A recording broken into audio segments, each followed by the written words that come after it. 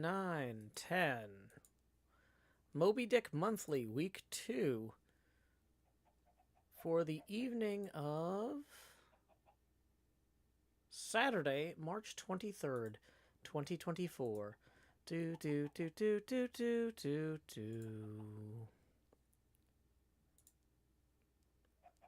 Chapter 3. The Spouter Inn.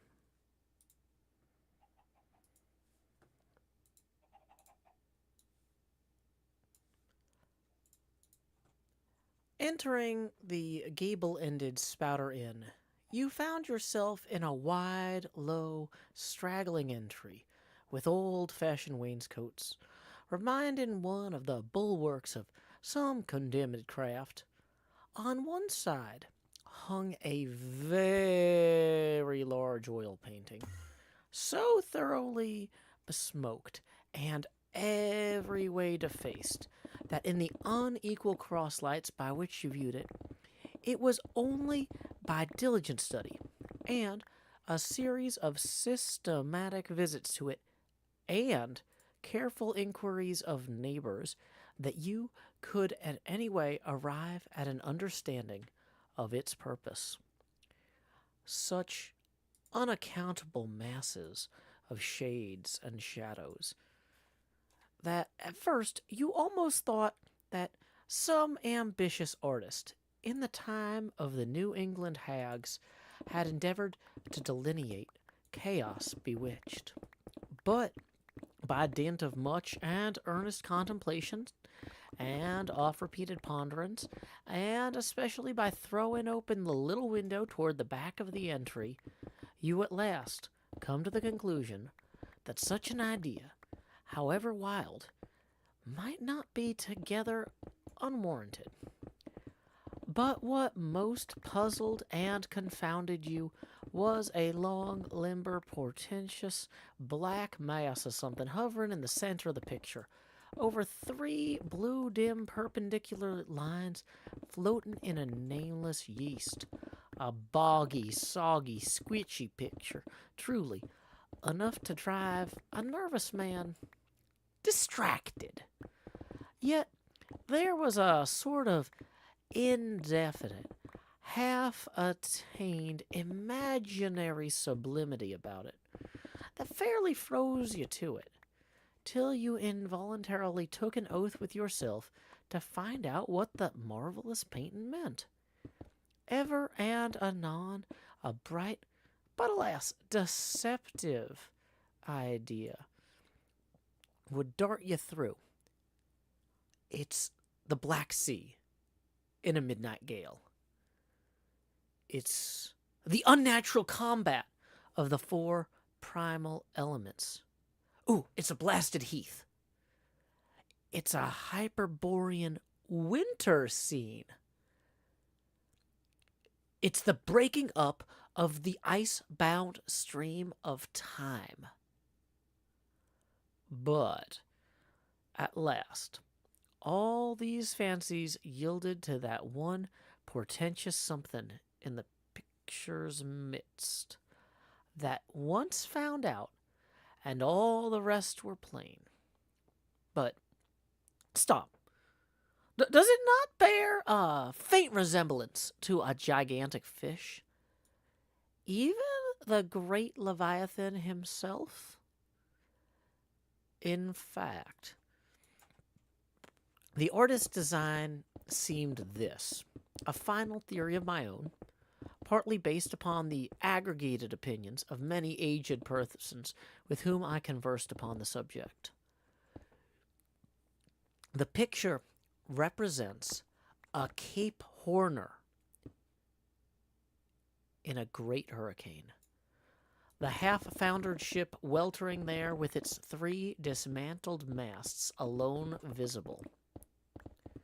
And an exasperated whale, purposing to spring clean o'er the craft, is in the enormous act of impaling himself upon the 3 mastheads. The opposite wall of this entry was hung all over with a heathenish array of monstrous clubs and spears, Some were thickly set with glittering teeth resembling ivory saws. Others were tufted with knots of human hair, and one was sickle-shaped, with a vast handle sweeping round like the segment made in the new-mown grass by a long-arm mower. You shuddered as you gazed, and wondered what monstrous cannibal and savage could ever have gone a death harvesting with such a hacking, horrifying implement. Mixed with these were rusty old whaling lances and harpoons, all broken and deformed. Some were storied weapons, with this once long lance, now widely elbowed. 50 years ago did Nathan Swain kill 15 whales between a sunrise and a sunset. And that harpoon, so like a corkscrew now, was flung in Javan seas and run away with by a whale, years afterwards slain off the Cape of Blanco.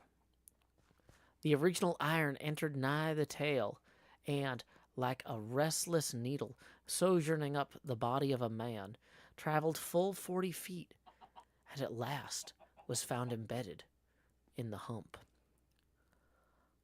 Crossing this dusky entry, and on through yon low-arched way, cut through what in old times must have been a great central chimney, with fireplaces all around, you enter the public room.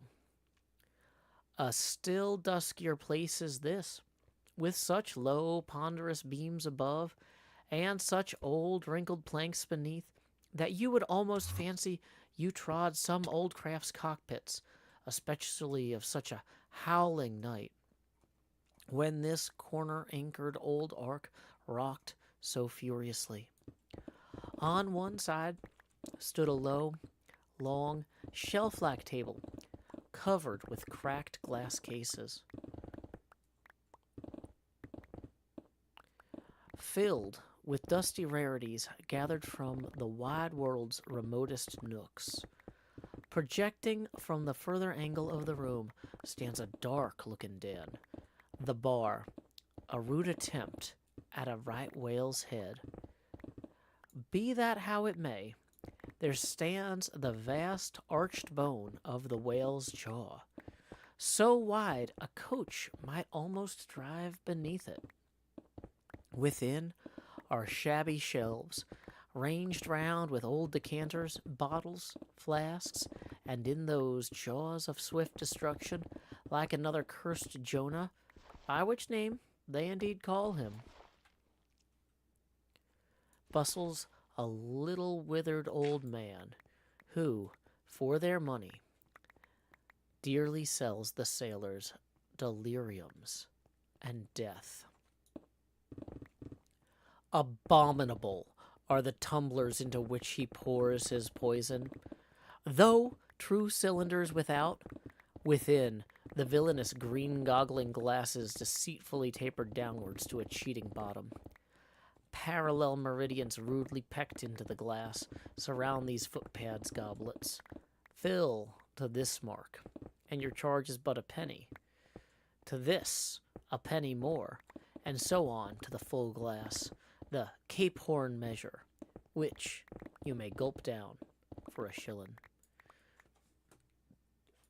Howdy, y'all. Joe Hills here, recording as I always do in Nashville, Tennessee, and today we are reading Chapter 3 of Moby Dick by Herman Melville. We're going to take a quick break so I can post a link to a brilliant illustration of this man, Jonah, in the Spouter Inn, as drawn by one of my favorite illustrators alive, Evan Dahm, who has a fantastic collection of Moby Dick illustrations. If you are just joining us, this is the Hermitcraft server.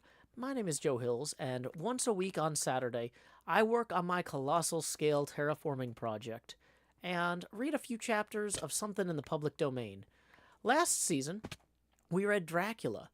It was a great time. Everybody enjoyed it. And this season, we have moved on to Moby Dick, or The Whale. We're going to say good evening to Etho. Evening, Etho. Now, this is a novel written a long time ago. There's going to be some stuff in there that might not exactly be appreciated in the contemporary approach to intersocietal everything. It's a piece of its time. And not everything I read in this is going to be something I agree with. There is, in particular, a lot of kind of dubiousness about non-Americans, non-Christians, etc., calling them savages, heathens, things like that. I do think that, for the most part, stuff like this is going to be left as is. There might be a few things that are particularly racist that I might soften or cut out. We ran into similar problems with the treatment of the Roma people in Dracula, and I know that not everybody's going to agree with all of my choices on these things. It's not the easiest thing to read aloud and make choices like that on the fly. I am not pre-preparing any of these readings. I'm going to be making some of those judgment calls as I go, so hopefully y'all will enjoy the show without too many problems. Our pal Etho, who just logged onto the server, is a pretty friendly guy, and he has hooked me up with shulker boxes so I can supply him with all of this stone that we are removing for our terraforming project. He is paying me 2 diamonds per shulker box. So if I fill all... I think I've got 26 shulker boxes down there. I'd have to count these. Let's see. 6 and 6 is 12. And then another 12. All 36... Wait, no, that's not right. 18. Yeah. 12 and... No, wait. 12 and 12 is 24. Oh my gosh. Yeah. So speaking of doing things on the fly, math on the fly, not what I'm best at. I've got a couple of my own shulker boxes over here that I'm throwing the other remaining stuff in that doesn't go in these. Etho only wants the stone and cobble. So that's what we're going to give him. That is the plan for tonight. Anybody who is curious about catching up on Chapter 1, obviously you can read the book yourself, but I've got a playlist here for these Moby Dick things over here. This is going to go in as week 2. There's going to be no music during the stream tonight because music is the #1 cause for VODs getting taken down. This is a viewer-supported stream. There's no advertising or ads run on the stream. Tips are welcome via paypal.me/JoeHills and YouTube Super Chat. We are currently $20 away from our next face camera expansion. So if anybody would like to tip, now is a fantastic time to do it while we're between segments. The plan for the night is to continue reading Chapter 3, which I have pinned a link to at the top of both chats. But chapters 4 and 5 are both kind of short.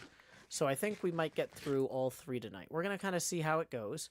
I have some fun plans with my daughter tomorrow, so I don't want to be up too late tonight. If Chapter 4 feels like it's taken longer than I thought it was going to, we can always hold Chapter 5 for next week.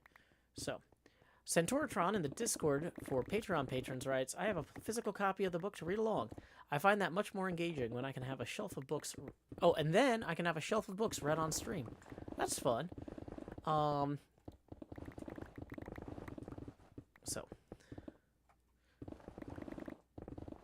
Bum, bum, bum, bum.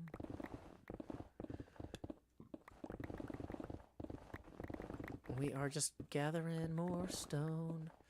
The dirt over here isn't particularly helpful to us. Okay, also, we might have to end up building another one of these iron pyramids at some point, because we are apparently getting out of range of this one. But that's a separate problem. Okay, welcome back, El Bubbly. Thanks for hanging out for a little bit at the Flipside Memphis stream. I actually know a few of those guys who were competing, so that was fun. Because Memphis is about 3 hours away from Nashville. Casino, thank you for tipping 20, who says, cheers for the entertainment, Joe. Let's see more of that beautiful face. Well, thank you very much. That's going to get us to our next face camera expansion milestone. So here we go. Expand Joe. Lowering the Joe pasty now to 70%. Our next face camera expansion milestone is the most obnoxious, the Tony Stark helmet cam. So, tips are welcome via paypal.me/JoeHills and YouTube Super Chat. Alex jumping on, tipping another 4. Thank you, Alex. That gets us 16 away from the next face camera expansion milestone. These tips are cumulative, so, every little bit helps. And then Chloe the Great and Powerful says, I love Dracula so much. I'm really looking forward to Moby Dick. I used all my Dracula knowledge to give my coworkers a summary at the ballet last night. Can't wait to learn about Moby Dick. I don't know if there's a Moby Dick ballet. This might not be as helpful to you. But let's see. The first 16 gets you 1 expansion. And then 26, 28 gets us 8 away from the next one. So here we go. Expand Jost. Do. Ah, there it is. The Tony Stark helmet cam, the most obnoxious face camera expansion. We are 8 away from the next expansion. Did he catch the whale yet? Asks Pony. Not yet. Not yet. Give it time. Gotta be chill. Be chill about this whale thing. Okay. So we're going to turn up the resolution a little bit here. I don't know why it changes the white balance when I do that. There we go. Axolotl says, I once saw an excellent theatrical production of Moby Dick. So maybe that's close to ballet. Alrighty. So, thank you very much. Okay, I'm going to stretch. Got to move around a little bit. I did not get up and move enough. I'm not getting up, but I am moving. I did not get up and move enough during the stream earlier, and I am paying for it a little now. So I am going to be trying to move around a little bit more between these reading segments. Oh, also, let's go ahead here and lay our heads down and dream. We don't have B-dubs on tonight. Oh, howdy, Scar. Let's see. We did get another tip rolling in for 20 from Miss Gold Fox. Woo! We were 8 away from the next expansion milestone. Now we are 12 past it. Thank you very much to Miss Gold Fox, who says, caught part of the fun bonus stream earlier today, and I decided to catch tonight. Keep up the great work. Woo! Thank you to Miss Gold Fox. We're about to expand Jost to T. Joe Eckhillsberg, lowering the Joe pasty now to 50%. Thank you very much, Miss Gold Fox. That puts us 8 away from the next expansion. And then Fallstar tips 5, putting us 3 away, who says, a man told his story with Wikipedia open to explain details of whales and the human heart. Call me Ishmael, he said. Okie dokie Crisco says, I find it funny that Etho says howdy to you. Doesn't he say howdy to everybody? I just thought Etho said howdy to everybody. I didn't think he was doing it to me in particular. I figured that was just how they talk up in Canada, because that's how they talk here. And Canadians aren't much different from you and I, really, when you think about it. Or are they? Woo. Okay. So, let's see.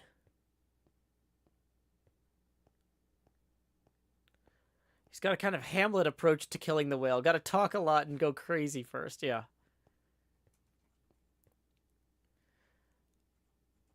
Fallstar says that was supposed to be a 57577 poem. Oh, sorry, yeah. I felt like it was supposed to have something to it, but I probably completely botched it. My bad.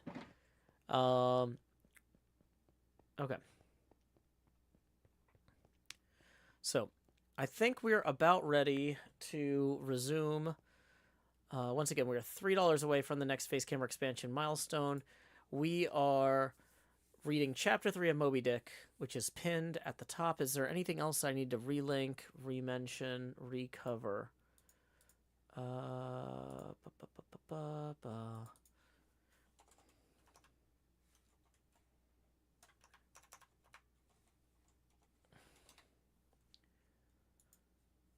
Okay. Dun dun dun dun dun dun. Do.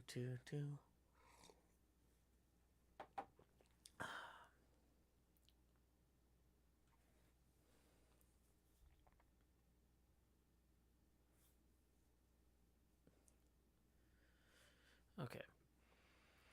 Oriah says, to be fair, real whalers weren't much more sane. I'm sure it was a challenging life. And we'll learn more about that in the book. Okay, I think we're ready to go. So I had just posted a link when we wrapped up the last segment. Just to recap the last segment, our pal Ishmael has arrived in the Spouter Inn and is about to speak to the innkeeper, whose name apparently is Jonah. And so here we go.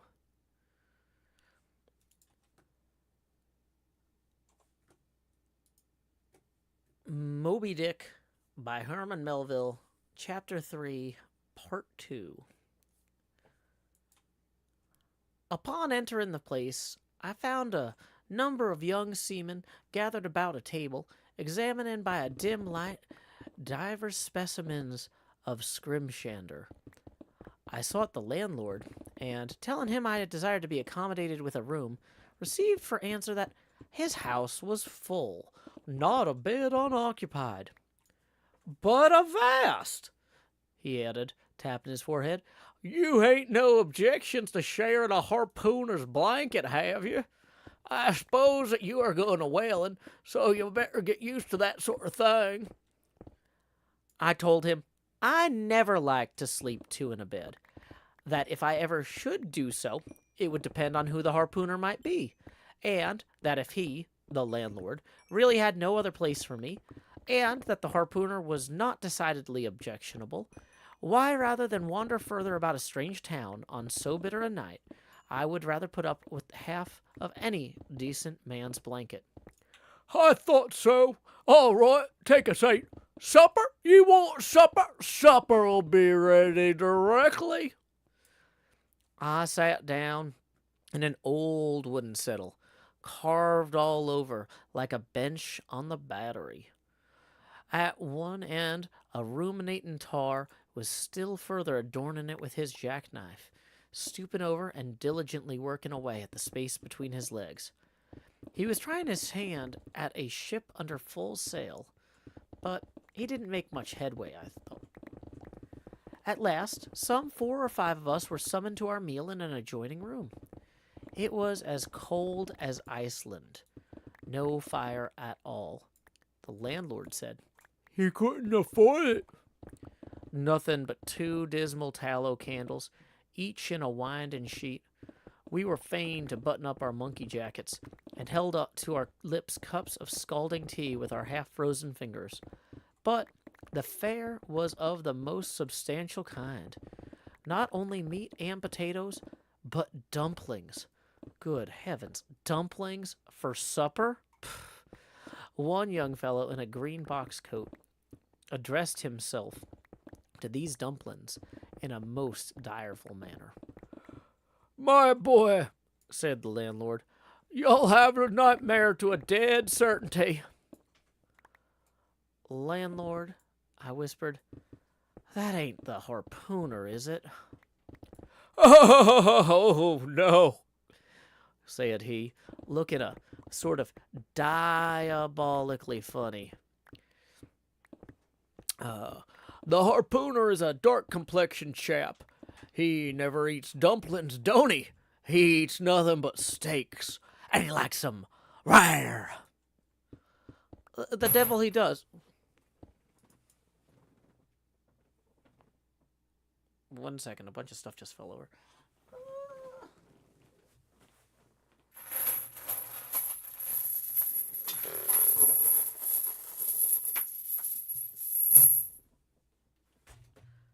I don't think I fixed it, but whatever. It's fine. Okay.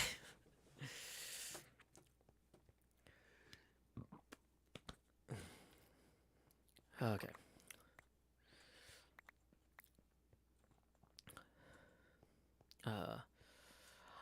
The devil he does, says I. Where is that harpooner? Is he here?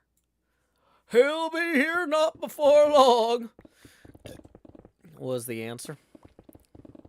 I could not help it, but I began to feel suspicious of this harpooner. At any rate, I made up my mind that if it so turned out that we should sleep together, he must undress and get into bed before I did. Supper over, the company went back into the bar room, when, Knowing not what else to do with myself, I resolved to spend the rest of the evening as a looker-on. Presently, a rioting noise was heard without. Starting up, the landlord cried, "That's the Grampus crew! I seen her reported in the offing this morning. A 3 years voyage and a full ship. Hurrah, boys! Now we'll have the latest news from the Fijis." A trampling of sea boots was heard in the entry. The door was flung open, and in rolled a wild set of mariners enough, enveloped in their shaggy watch coats, and with their heads muffled in woolen comforters, all bedarned and ragged, and their beards stiff with icicles. They seemed an eruption of bears from Labrador.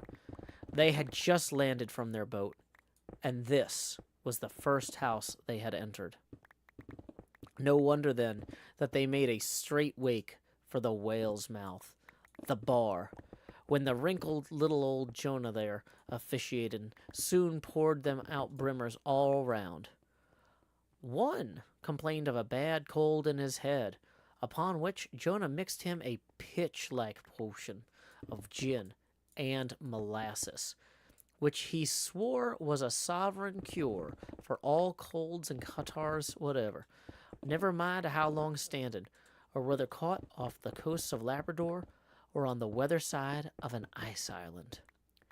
The liquor soon mounted into their heads, as it generally does, even with the errantest topers newly landed from sea, and they began capering about most obstreperously. I observed, however, that one of them held somewhat aloof, and though he seemed desirous not to spoil the hilarity of his shipmates by his own sober face, yet upon the whole he refrained from making as much noise as the rest. This man interested me at once, and since the sea gods had ordained that he should soon become my shipmate, though but a sleeping partner one so far as this narrative is concerned, I will here venture upon a little description of him. He stood full 6 feet in height, with noble shoulders and a chest like a cofferdam. I have seldom seen such brawn in a man. His face was deeply brown and burnt, making his white teeth dazzling by the contrast, while in the deep shadows of his eyes floated some reminiscences that did not seem to give him much joy. His voice at once announced that he was a Southerner, and from his fine stature I thought he must be one of those tall mountaineers from the Alleghanian Ridge in Virginia. When the revelry of his companions had mounted to its height, this man slipped away unobserved, and I saw no more of him until he became my comrade on the sea. In a few minutes, however, he was missed by his shipmates, and being with them for some reason, a favorite of them, they raised a cry of, "Bulkington! Bulkington! Where's Bulkington? Oh!" and darted out of the house in pursuit of him. It was now about 9 o'clock, and the room seeming almost supernaturally quiet after these orgies, I began to congratulate myself upon a little plan that had occurred to me just previous to the entrance of the seamen. No man prefers to sleep two to a bed. In fact, you would a good deal rather not sleep with your own brother. I don't know how it is, but people like to be private when they're sleeping. And when it comes to sleeping with an unknown stranger in a strange inn in a strange town, and that stranger a harpooner, then your objections indefinitely multiply. Nor was there any earthly reason why I, as a sailor, should sleep two in a bed more than anybody else. For sailors no more sleep two in a bed at sea than bachelor kings do at shore. To be sure, they all sleep together in one apartment, but you have your own hammock, and you cover yourself with your own blanket, and you sleep in your own skin. The more I pondered over this harpooner, the more I abominated at the thought of sleeping with him. It was fair to presume that being a harpooner, his linen or woolen, as the case might be, would not be of the tidiest, certainly none of the finest. I began to twitch all over. Besides, it was getting late, and my decent harpooner ought to be home and going bedwards. Suppose now he should tumble in upon me at midnight. How could I tell from what vile hole he had been coming? Landlord, I've changed my mind about the harpooner. I shan't sleep with him. I'll just try the bench here. Just as you please. I'm sorry you can't spare tablecloth for a mattress, and it's a plaguey rough board here. Feeling of the knots and notches. But wait a bit, Scrimshander. I've got a carpenter's plane in the bower. Wait, I'll make you snug enough. So saying, he procured the plane, and with his old silk handkerchief first dusting the bench, vigorously set to planing away at my bed, the while grinning like an ape. The shavings flew right and left, till at last the plain iron came bump against an indestructible knot. The landlord was near spraining his wrist, and I told him for heaven's sakes to quit. The bed was soft enough to suit me, and I did not know how all the planing in the world could make eider down of a pine plank. So, gathering up the shavings with another grin, and throwing them into the great stove in the middle of the room, he went about his business, and left me in a brown study. I now took measure of the bench, and found it was a foot too short. But that could be mended with a chair. But it was a foot too narrow.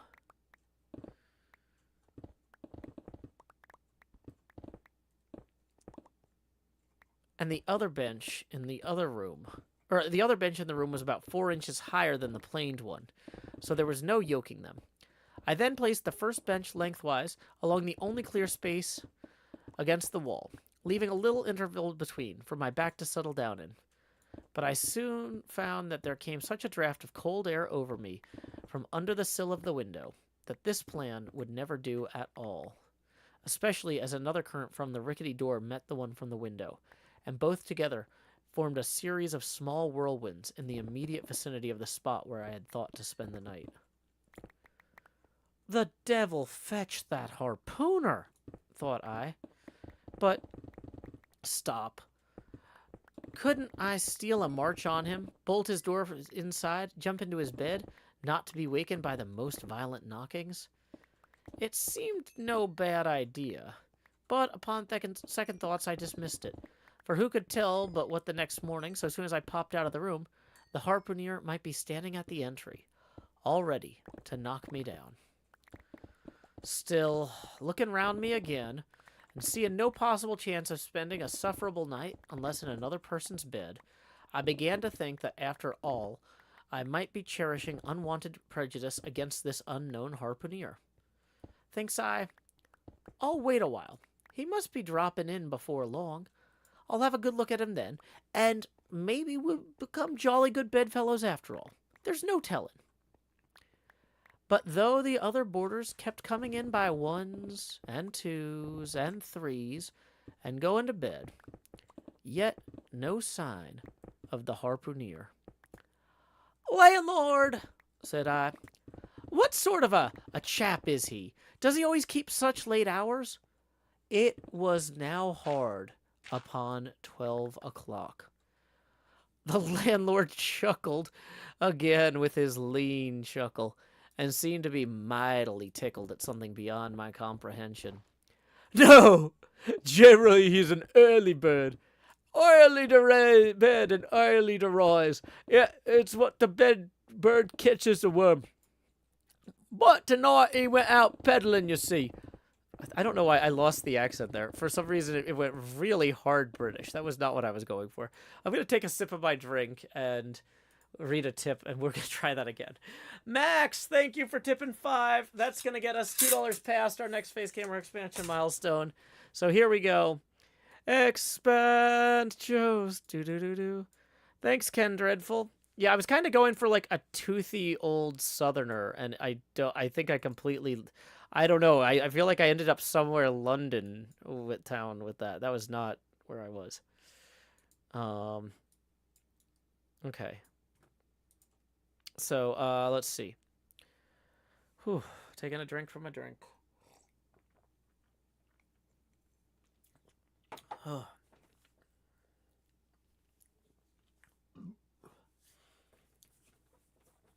Okay.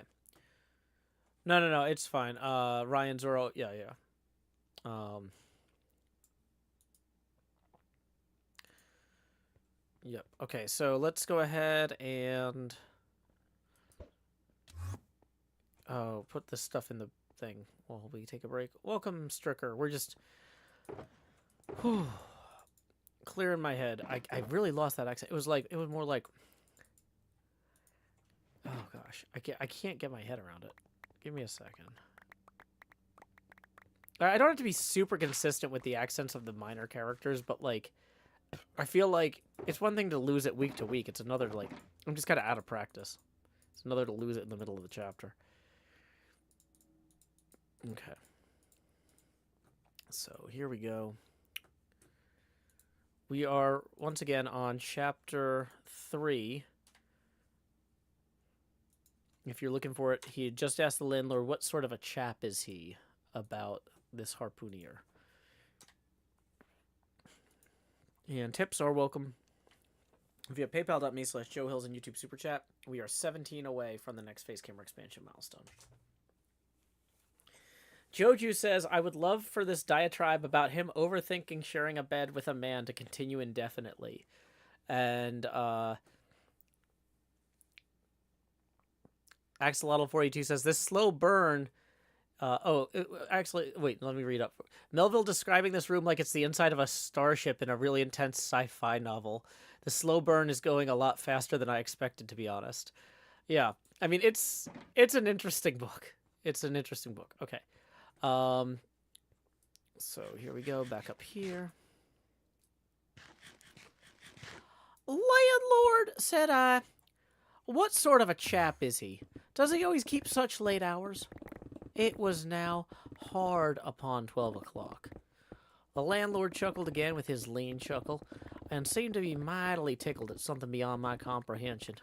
No, he answered. Generally, he's an early bird, early to bed and early to rise. Yet he's a bird what catches the worm.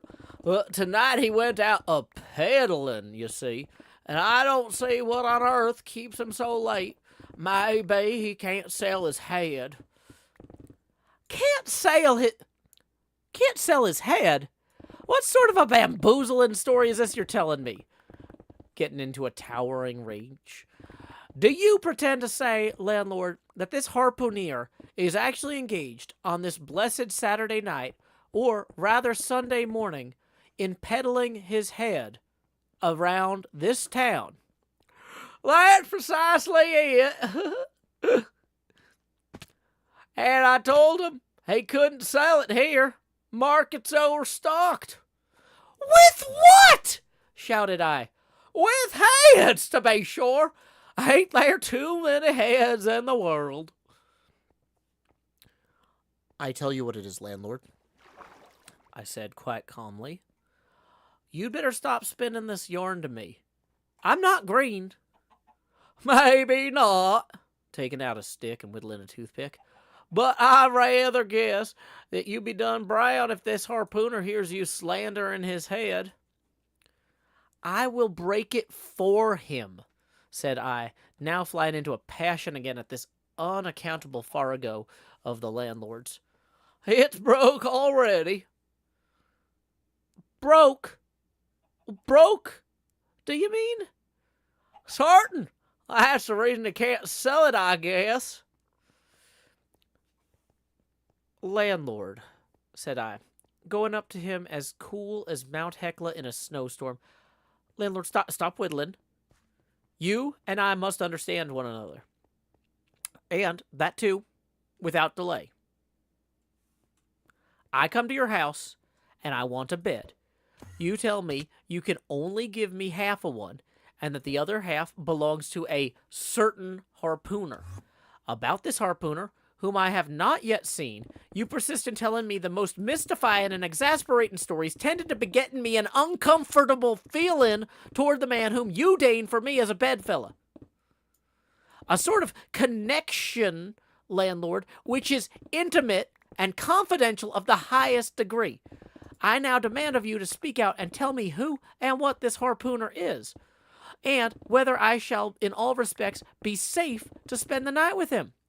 And, in the first place, you will be so good as to unsay the story about him selling his head, which, if true, I take to be good evidence this harpooner is stark mad, and I've no idea of sleeping with a madman, and you, sir, landlord, you, sir, by trying to induce me to do so knowingly, would therefore render yourself liable to a criminal prosecution.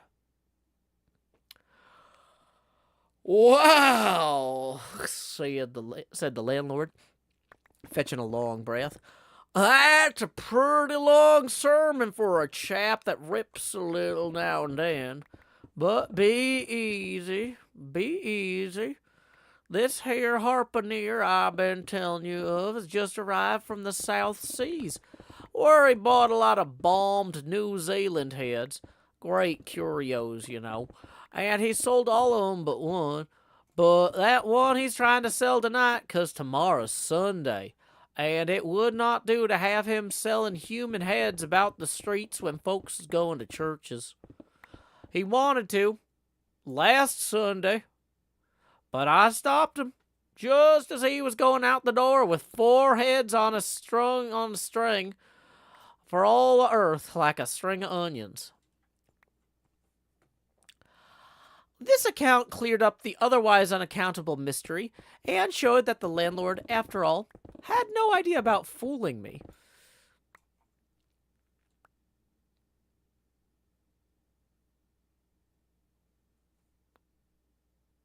But at the same time, what could I think about a harpooner who stayed out of a Saturday night clean into the holy Sabbath, engaged in such a cannibal business as selling the heads of dead idolaters?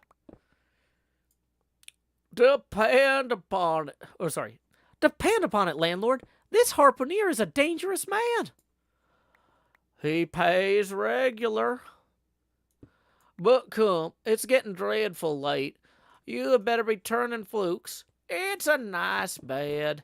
Sal and I used to put our... Sal and me slept in that air bed the night we were spliced. There's plenty of room for 2 to kick about in that bed, and it's an almighty big bed, that. Why, afore we gave it up, Sal used to put our Sam and little Johnny in the foot of it. But I got a dreaming and sprawling about one night, and somehow Sam got pitched on the floor and came near breaking his arm. After that, Sal said it wouldn't do. Come along. I'll give you a glim in a jiffy. And so saying, he lighted a candle and held it toward me, offering to lead the way. But I stood irresolute when, looking at a clock in the corner, he exclaimed, It's Sunday. You won't see that harpooner tonight. He's come to anchor somewhere. Come along, then. Do come. Won't you come? I considered the matter a moment. Then up the stairs we went. I was ushered into a small room, cold as a clam, and furnished, sure enough, with a prodigious bed, almost big enough for any 4 harpooners to sleep abreast. There, said the landlord, placing the candle upon a crazy old sea chest that did double duty as a washstand and center table. There, make yourself comfortable now, and good night to you. I turned round from eyeing the bed, but he had disappeared. Folding back the counterpane, I stood over the bed. Though none of the most elegant, it yet stood the scrutiny tolerably well. I then glanced round the room, and beside the bedstead and center table, could see no other furniture belonging to the place but a rude shelf, the 4 walls, and a papered fireboard representing a man striking a whale. Of things not properly belonging in the room, there was a hammock lashed up, and thrown upon the floor in one corner, also a large seaman's bag containing the harpooner's wardrobe, no doubt in lieu of a land trunk.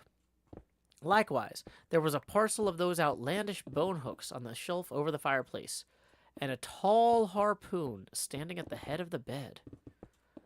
But what was this on the chest? I took it up and held it close to the light, and felt it and smelt it, and tried every possible way to arrive at some satisfactory conclusion concerning it. I can compare it to nothing but a large doormat, ornamented at the edges with little tinkling tags like something like the stained porcupine quills around an Indian moccasin. There was a hole or slit in the middle of this mat, and you see the same in South American ponchos. But could it be possible that any sober harpooner could get into a doormat and parade around the streets of any Christian town in this sort of guise? I put it on to try it, and it weighed me down like a hamper, being uncomfortably saggy and thick. Or shaggy and thick. And I thought a little damp, as though this mysterious harpooner had been wearing it on a rainy day. I went up in it to a little bit of glass stuck against the wall, and I never saw such a sight in my life. I tore myself out of it in such a hurry that I gave myself a kink in the neck. Speaking of muscular problems, I need to reach that box of tissues. 1 second.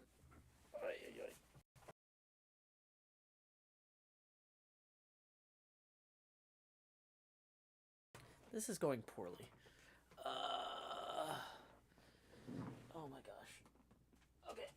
Yeah, sorry, I knocked over a bunch of stuff earlier, and so here we go. Here we go. Just having a normal day, Ishmael. Right. Okay. So, just as a quick mention, also, since we were disrupted by my inability to breathe through my nose temporarily, tips are welcome via paypal.me/JoeHills and YouTube Super Chat. Salem says, I love how weird this guy is. Absolutely inexplicable decision making. Yeah, Automod is definitely having a hard time with this. Jeez. Automod, thank you. You're trying. You're trying so hard. Yeah, Automod is not prepared for the comments people are making here. Okay. So let's see, where was I? Scrolling down here.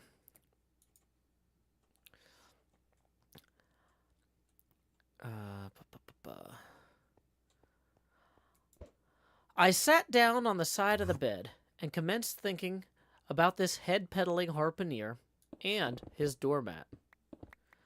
After thinking some time on the bedside, I got up and took off my monkey jacket, and then stood in the middle of the room thinking. I then took off my coat, and thought a little bit more in my shirt sleeves, but beginning to feel very cold now, half undressed as I was, and remembering what the landlord had said about the harpooner's not coming home at all that night, being very late, I made no more ado, but jumped out of my pantaloons and boots, and then, blowing out the light, tumbled into bed, and commended myself to the care of heaven. Whether that mattress was stuffed with corn cobs or broken crockery, there is no telling, but I rolled about a good deal, and could not sleep for a long time. At last, I slid off into a light doze, and had pretty nearly made a good offing toward the land of Nod, when I heard a heavy footfall in the passage, and saw a glimmer of light come into the room from under the door. Lord save me, thinks I. That must be the harpooner, the infernal head peddler. And I lay perfectly still, resolved not to say a word till spoken to. Holding a light in one hand, and that identical New Zealand head in another, the stranger entered the room, and without looking toward the bed, placed his candle a good way off from me on the floor in one corner, and then began working away at the knotted cords of the large bag I spoke of before upon entering the room. I was all eagerness to see his face, but he kept it averted for some time.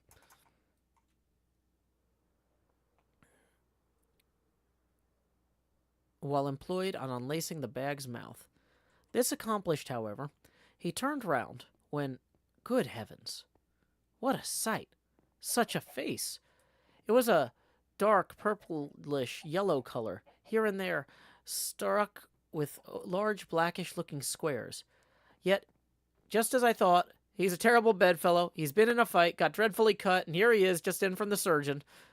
But at that moment, he chanced to turn his face just so toward the light. I plainly could see that they could not be sticking plasters at all, those black squares on his cheeks. They were stains of some sort or another.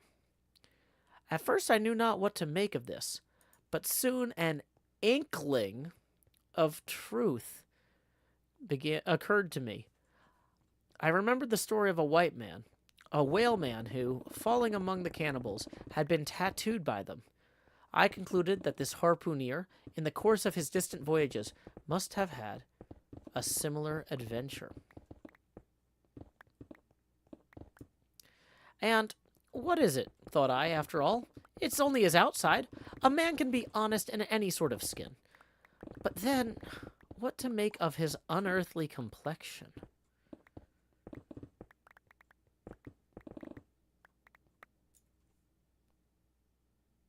Sorry, I completely lost it. While we're doing this though, or while I'm reading this, let's go ahead and send you to Evan Dom's illustration of Queequeg here. Yeah, we're in the middle of chapter 3. Why is this man carrying a severed head? Because nobody would buy it. It's Sunday. Okay.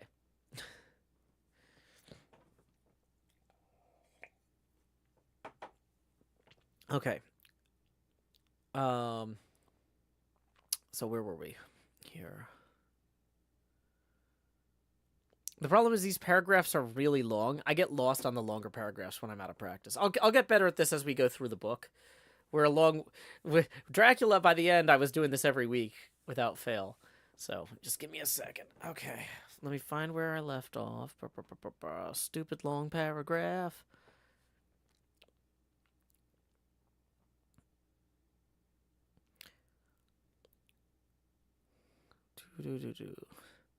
To be sure, it might be nothing but a good coat of tropical tanning, but I had never heard of a hot sun tanning a white man into a purplish yellow one.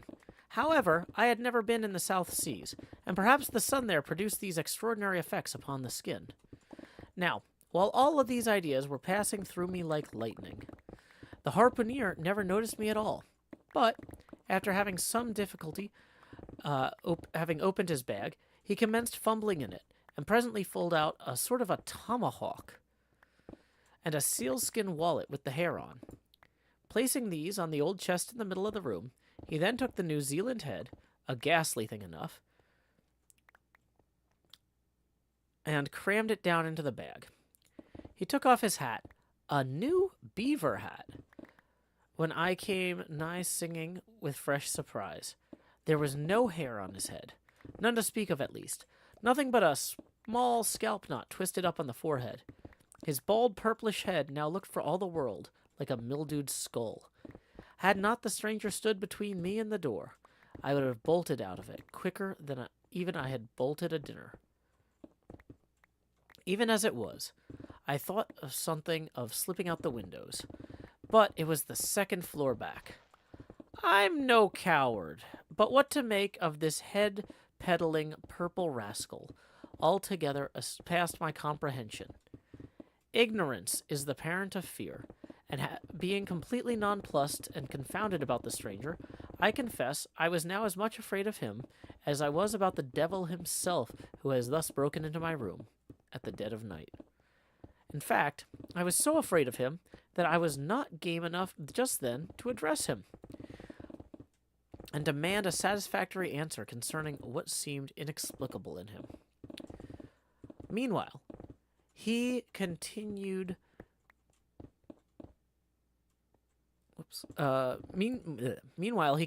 his business of undressing, and at last showed his chest and arms. As I live, these covered parts of him were checkered, with the same squares of his face. His back, too, was all over the same dark squares. He seemed to have been in a 30 years' war, and had just escaped it with a sticking plaster shirt. Still more, His very legs were marked, as if a parcel of dark green frogs were running up the trunks of young palms. It was now quite plain he must have been some abominable savage or other that shipped aboard a whaleman in the South Seas and so landed in Christian country. I quaked to think of it. A peddler of heads, too. Perhaps the heads of his own brothers. He might take a fancy to mine. Heavens, look at that tomahawk! But there was no time for shuddering, for now the savage went about something that completely fascinated my attention and convinced me he must indeed be a heathen.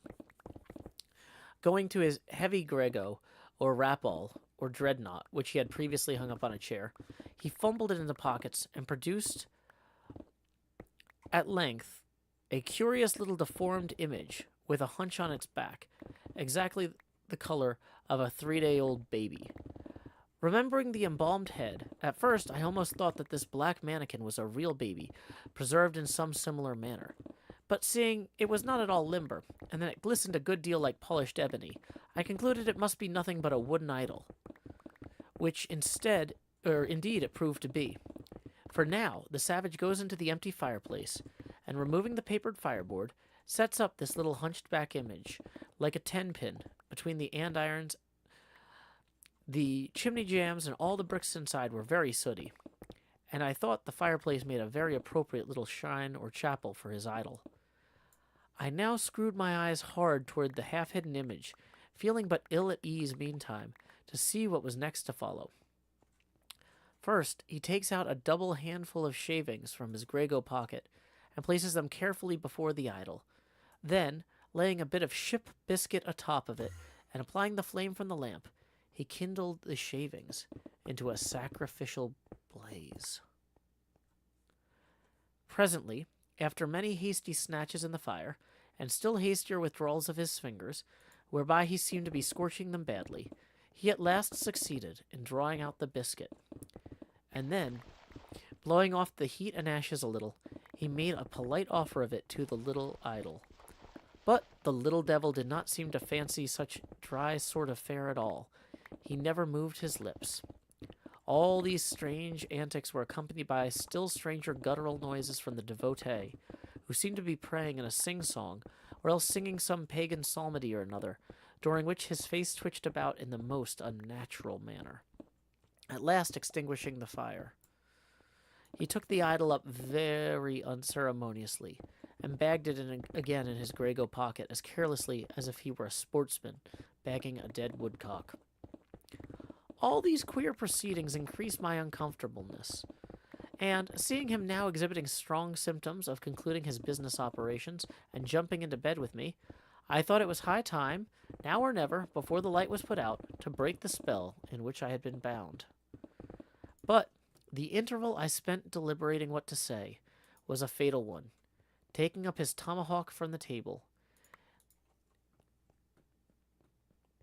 he examined the head of it for an instant, and then, holding it to the light, with his mouth at the handle, he puffed out great clouds of tobacco smoke. The next moment, the light was extinguished. And this wild cannibal, tomahawk between his teeth, sprang into bed with me. I sang out. I could not help it now. And giving a sudden grunt of astonishment, he began feeling me. Stammering out something, I knew not what, I rolled away from him against the wall, and then conjured him, whoever or whatever he might be, to keep quiet and let me get up and light the lamp again. But his guttural responses satisfied me at once that he but ill comprehended my meaning. "Who devil are you?"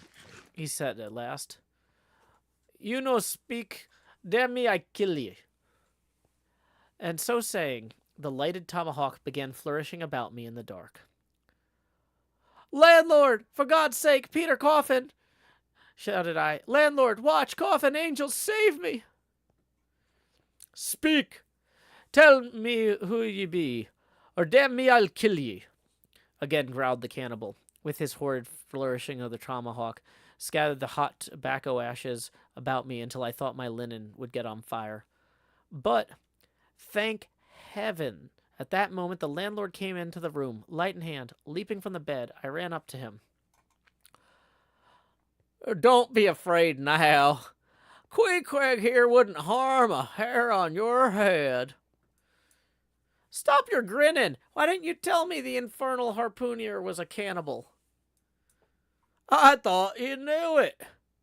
Didn't I tell you he was peddling heads about town? But turn flukes again, go to sleep. Queequeg, look here. You sabe me. I sabe. This man sleeps you. You sabe? Me sabe plenty, grunted Queequeg, puffing away at his pipe and sitting up in bed. You get in, he added, motioning to me with his tomahawk and throwing the clothes to one side.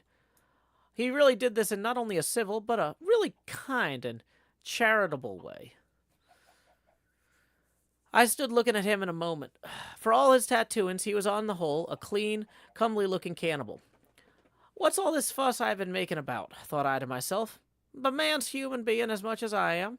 He has just as much reason to fear me as I have to be afraid of him.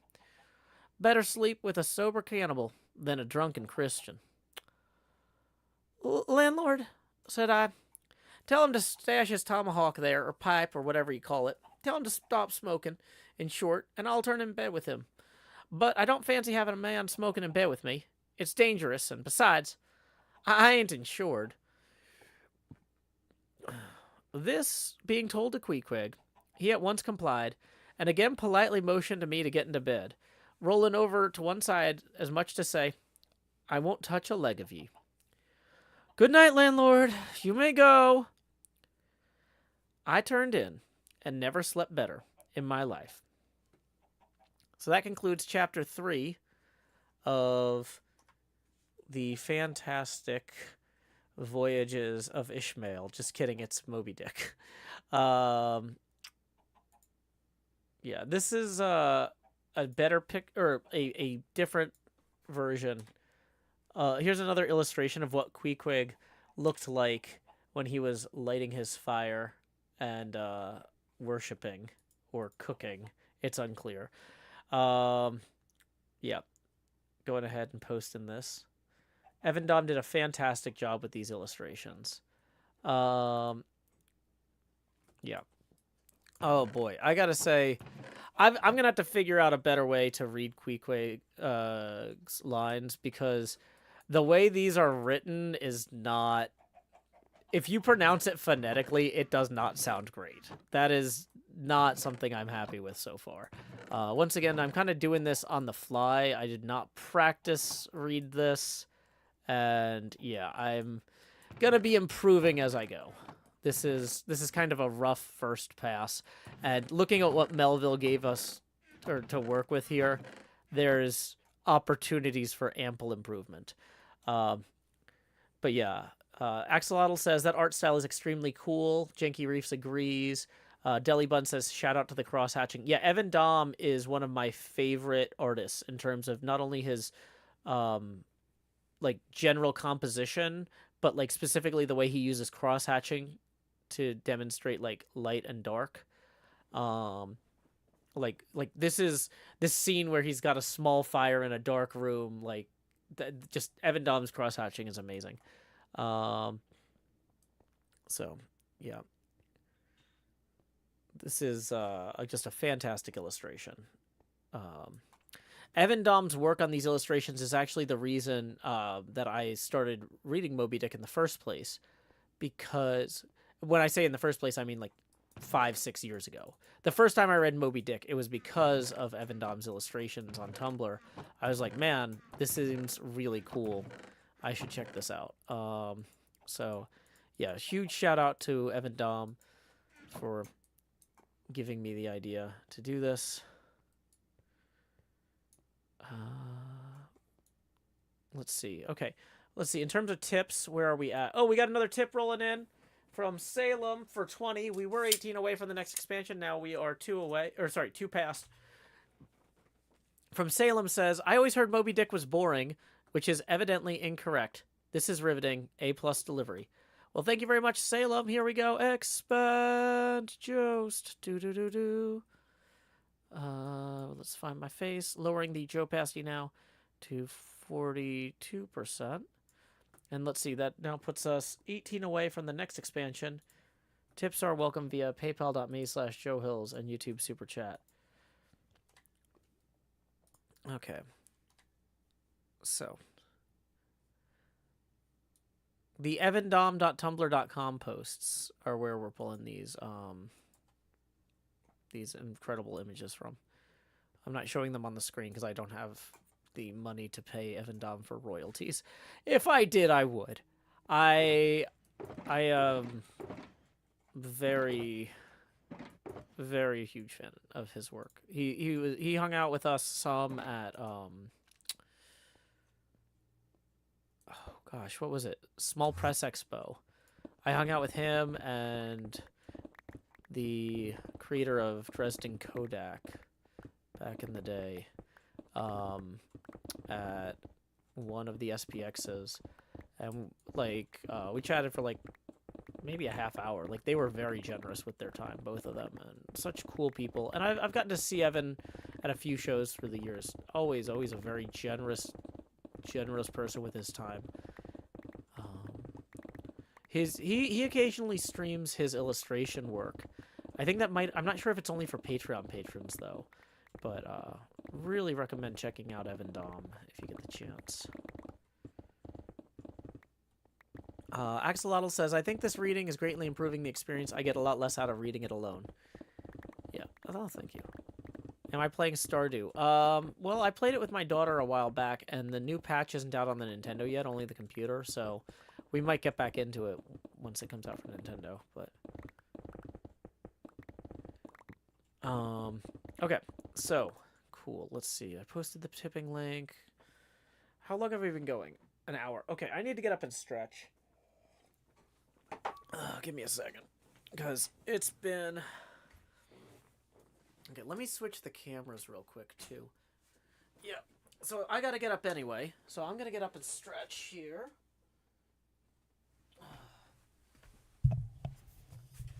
I'm gonna switch to the other mic. The other mic.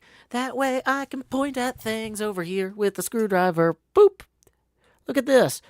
My daughter and I got our first 3 star posts attached here. Doot, doot, doot. And we've got the rubber rings around those 3 star posts. Well, the one rubber ring. That is where the left sling would go. That was part of what we worked on today.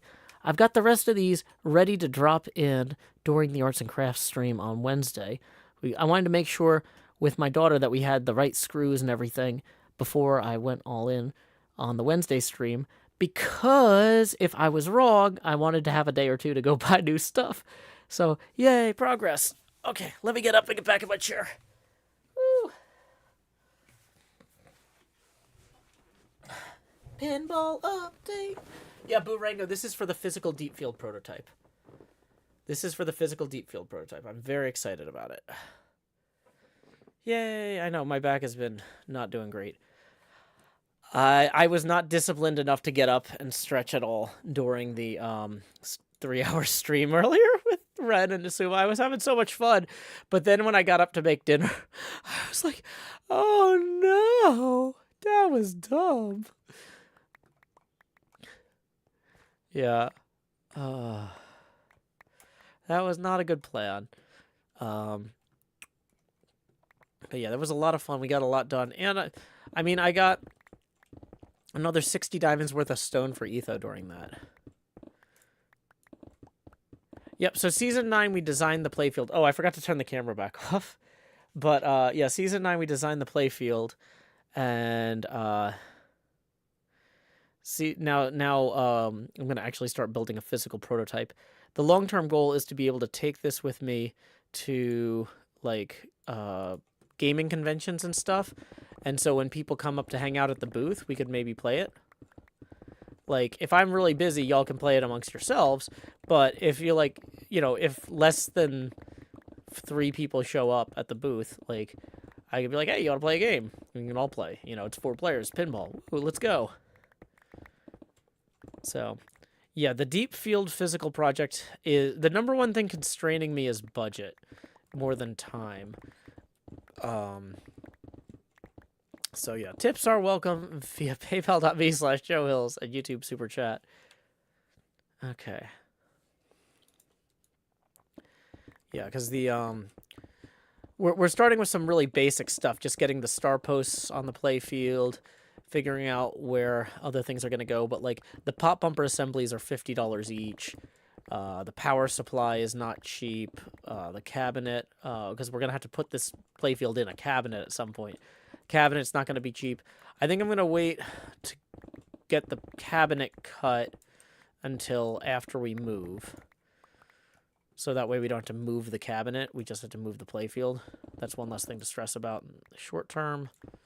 But yeah, this is basically my plan is to just work on this over the course of the next 18 months or so. Get it into a playable state. Should be a lot of fun. Mastodon says, what's the most expensive thing you need to buy still? Oh, it's hard to say. If I looked at the bill of materials, which is not complete. Where is my deep field bill of materials link? I don't know. So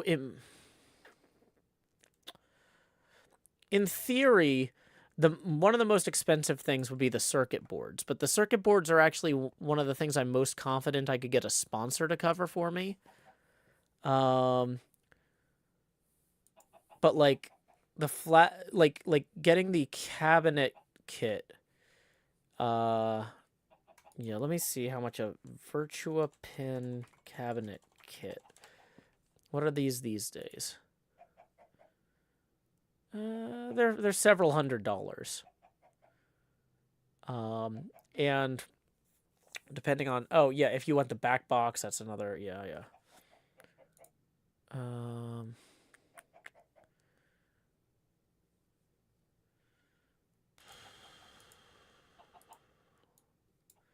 DIY pinball cabinets. Yeah, that might. So other than the circuit boards,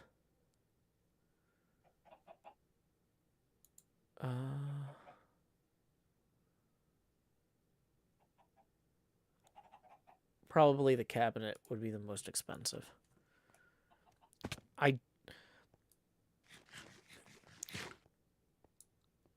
But yeah. And the problem too, though, is like I say probably, because if I could find somebody that was getting rid of a cabinet, like of a broken pinball machine, like it's kind of one of those things. Like a cabinet is one of the most expensive parts to get new, but if I luck into it, I might be able to get one used cheap. But a lot of that's timing. And if it doesn't line up, like that's like the other parts, I would want to use new parts, like for a lot of it. I'm using a lot of scratch and dent stuff for the first prototype. Scratch and dent coin door, scratch and dent legs, saving a lot of money on bits and pieces like that. But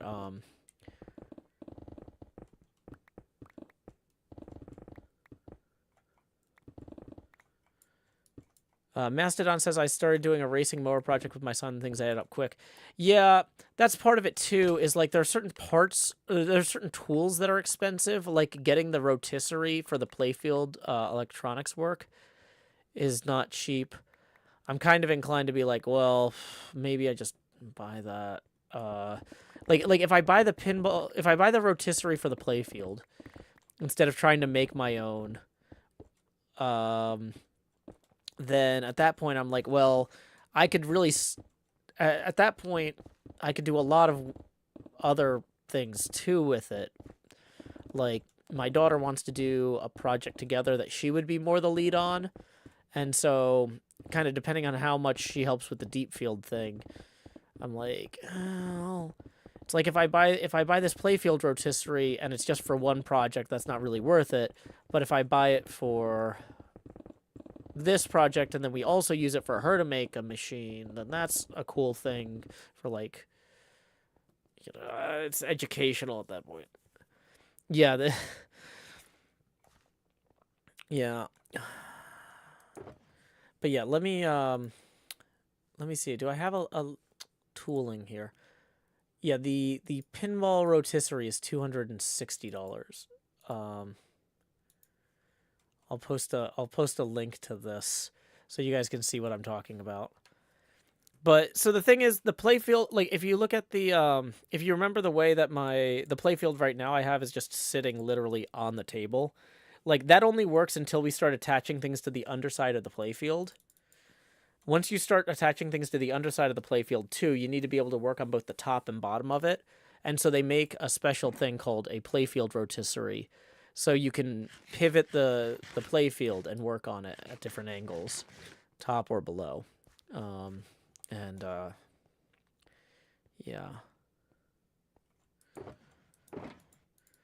So I've seen there are definitely ways you can homebrew your own one of these, but the problem is when you start attaching like several $100s worth of parts to that sheet of plywood, it kind of becomes one of those things like how much do you want to gamble on your homebrew alternative to this thing not just collapsing under its own weight somehow and then smashing $1,000 worth of parts.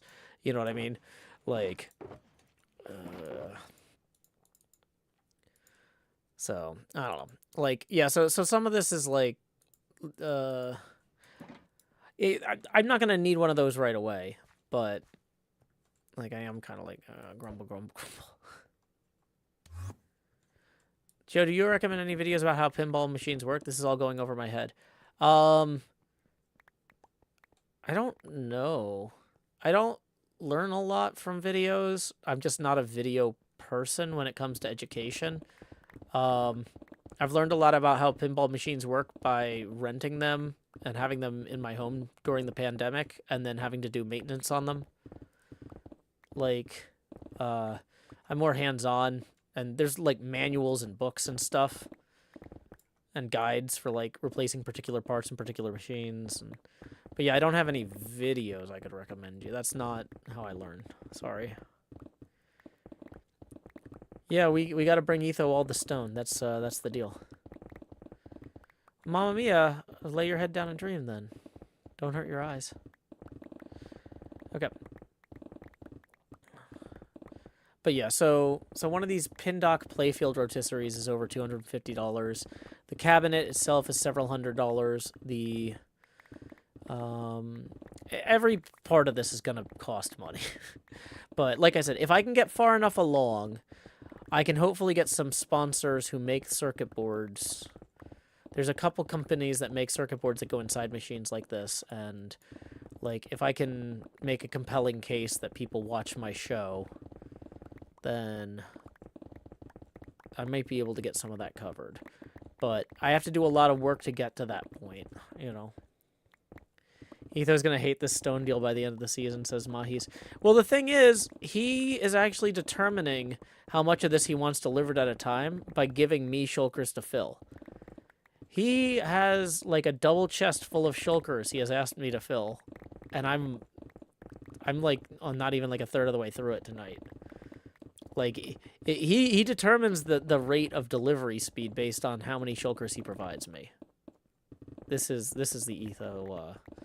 So he might want to act like that. He's like, oh no, Joe's bringing these in too fast. But like, he doesn't have to keep giving me boxes.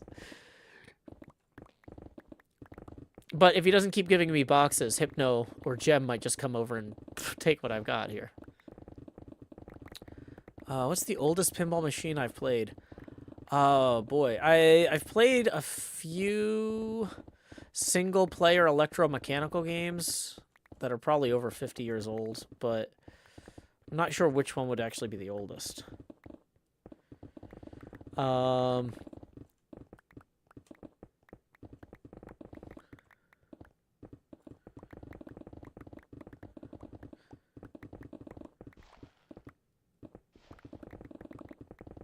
Normal Lana says, every time I click your streams, the camera transcends reality in a different way. Good, we don't want to keep doing the same thing. People get bored. Okay, we're going to be full of energy here and turn it into movement. Let's go.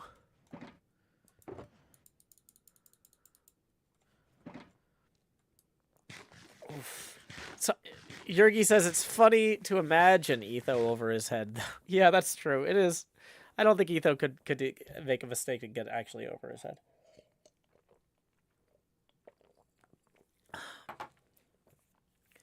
Okay, so let's go ahead then and chapter 4. Oh wait, dang it, we need to. Yeah, we're gonna be walking to the end while we do this, I guess. Chapter 4, the counterpane. I should probably get a link to that. I should update the links that we have posted here. Pin message. Manually unpinned it into stream. And replace pin message. Cool. Chapter 4, The Counterpane of Herman Melville by Moby Dick.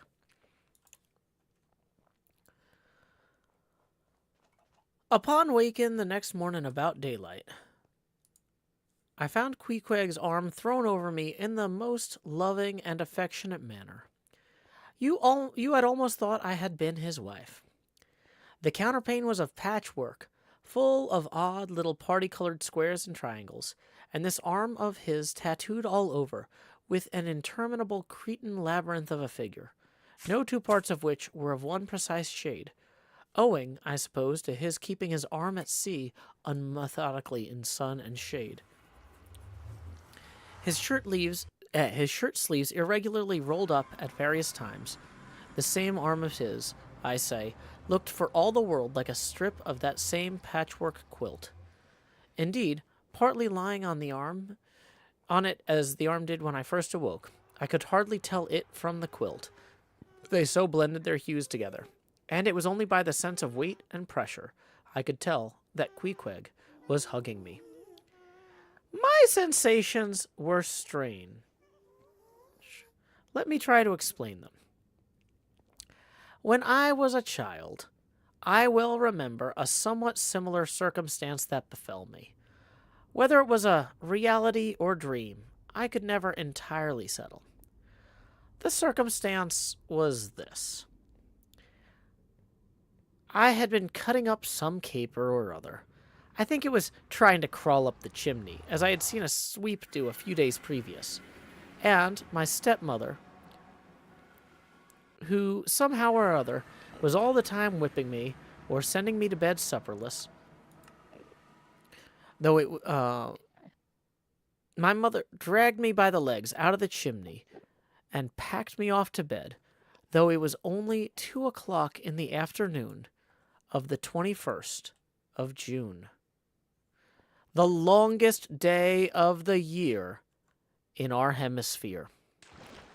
I felt dreadfully, but there was no help for it, so upstairs I went to my little room on the little 3rd floor, undressed myself as slowly as possible to kill time, and with a bitter sigh got between the sheets.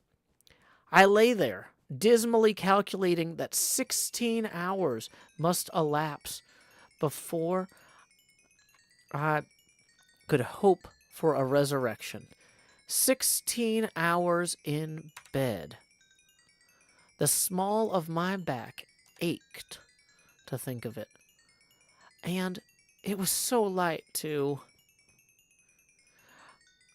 The sun shining in at the window, and a great rattling of coaches in the streets, and the sound of gay voices all over the house. I felt worse and worse. At last I got up, dressed, and softly going down in my stocking feet, sought out my stepmother, and suddenly threw myself at her feet, beseeching her as a particular favor to give me a good slippering for my misbehavior. Anything indeed, but condemning me to lie abed such an unendurable length of time. But she was the best and most conscientious of stepmothers, and back I had to go to my room.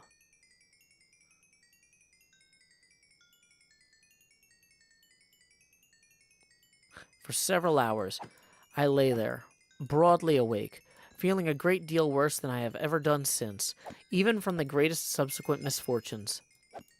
At last, I must have fallen into a troubled nightmare of a doze, and slowly waking from it, half steeped in dreams, I opened my eyes, and the before sunlit room was now wrapped in outer darkness.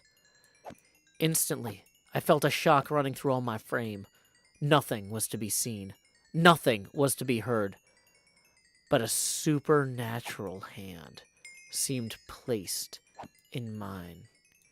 My arm hung over the counterpane, and the nameless, unimaginable, silent form or phantom to whom the hand belonged seemed closely seated by my bedside. For what seemed ages piled upon ages, I lay there, frozen with the most awful fears, not daring to drag away my hand, yet ever thinking that if I could but stir it one single inch, the horrid spell would be broken. I knew not how this consciousness at last glided away from me, but waking in the morning, I shudderingly remembered it all, and for days and weeks and months afterwards, I lost myself in confounding attempts to explain the mystery. Nay, to the very hour, I often puzzle myself about it. Now, take away the awful fear, and my sensations at feeling the supernatural hand in mine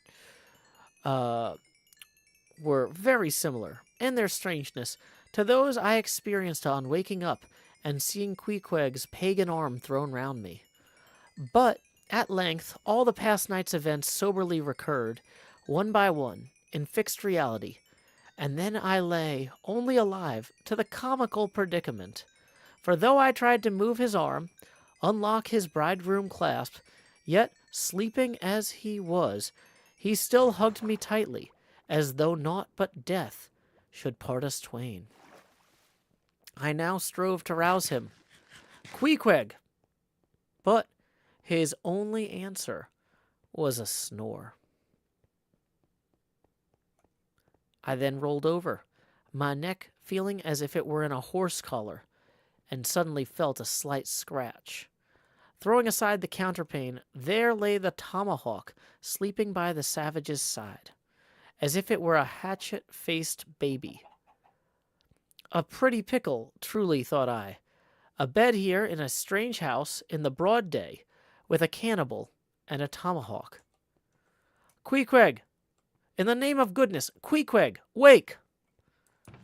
At length, by dint of much wriggling, and loud and incessant expostulations upon the unbecomingness of his hugging a fellow male in that matrimonial sort of style, I succeeded in extracting a grunt, and presently he drew back his arm, shook himself all over like a Newfoundland dog just in from the water, and sat up in bed, stiff as a pikestaff, looking at me, and rubbing his eyes as if he did not remember altogether how I came to be here. Whoa.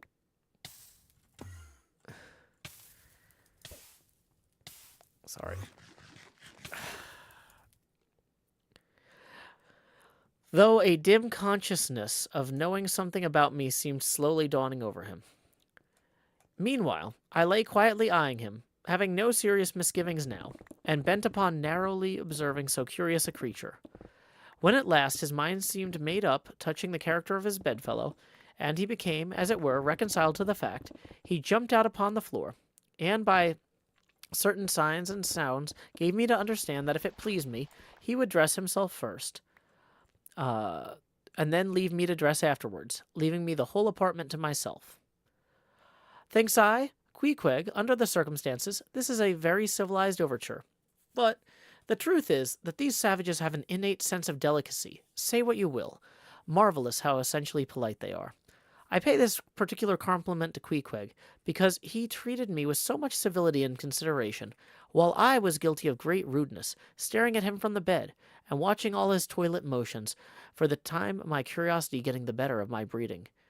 Nevertheless, a man like Queequeg you don't see every day, and he and his ways were well worth unusual regarding. Welcome real quick, we're going to take a quick break from reading Moby Dick, Chapter 4 by Herman Melville to say thank you for the raid to Silent Whisperer. Silent Whisperer Raiders, yeah, we are reading Moby Dick. If you're curious about who this guy is that he's talking about, he woke up next to this guy. I'm going to post a link to an illustration by Evan Dom. I'm also going to reiterate, there is a lot of there's a lot of very dated stuff in this book in terms of how Americans and the British see anybody who's not from Europe. A lot of words like savages and whatnot. This is not necessarily great, but it is kind of a product of the time, and so I think it's important to note that the character of Ishmael is I don't know what I mean. You know what? I don't even know how to articulate this. I am not particularly trained on this book from a scholarly background. I read it because Evan Dom kept posting amazing images from it. He's an illustrator who I just linked on Tumblr, and yeah, I was just like, this is a weird book. There's a lot of stuff in here that's really interesting, but yeah, it's I'm not in any way suggesting that calling people savages or heathens for being non-Christian or non-European is appropriate. That's just kind of where they're at culturally at the time this story took place. So Ishmael is struggling with his biases and attempting to overcome them, and so you can't pretend that the biases aren't there, because then there's no arc to this experience for him. So it's kind of it's awkward, but yeah. So anyway, let's see. Yeah, but this is not me condoning calling people savages or heathens.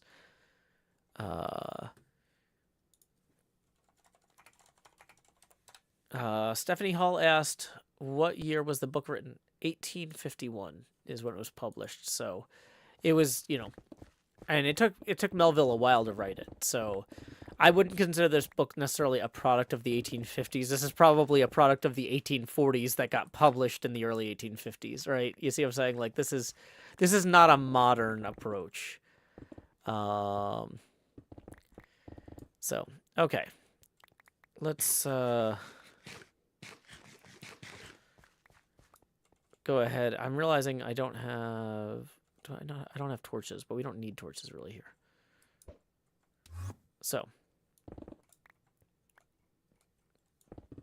yeah, this is a novel that was published in the 1850s.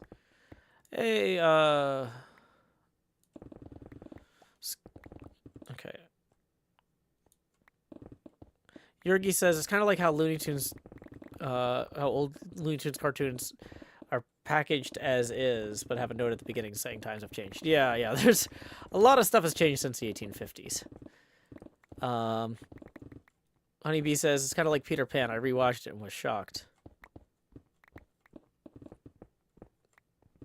Well, I thought Peter Pan was a book.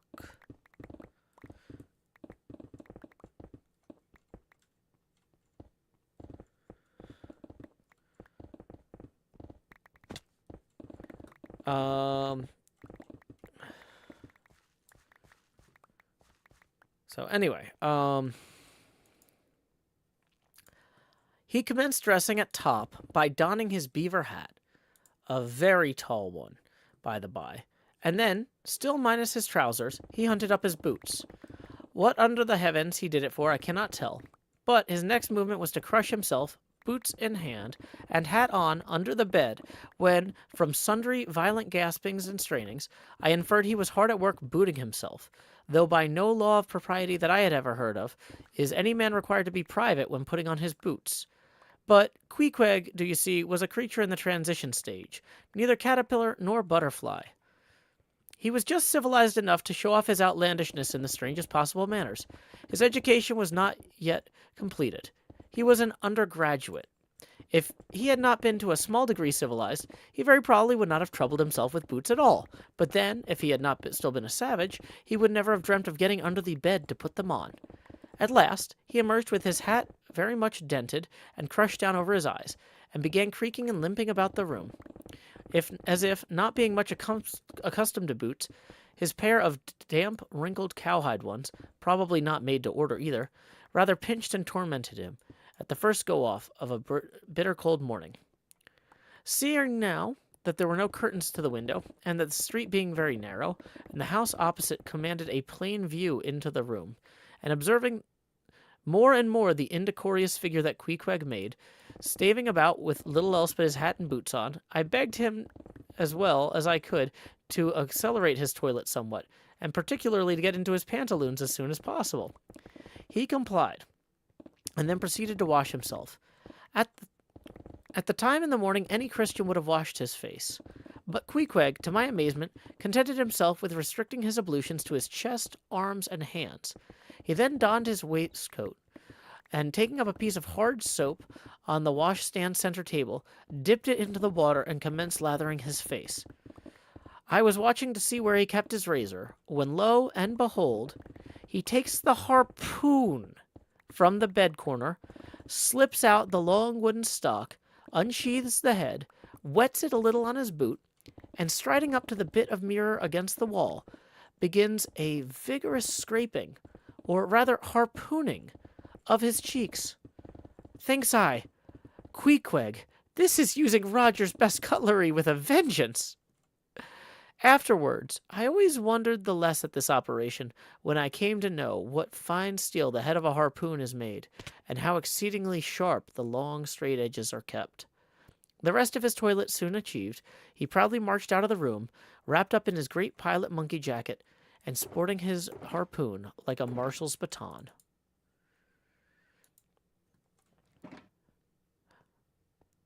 And that concludes Chapter 4 of Moby Dick by Herman Melville. Let's see, how are we for time? It's 10:06. We might have time for Chapter 5 today. Chapter 5 is also pretty short. Okay. So, once again, tips are welcome via paypal.me/JoeHills and YouTube Super Chat. Da-da-da-da.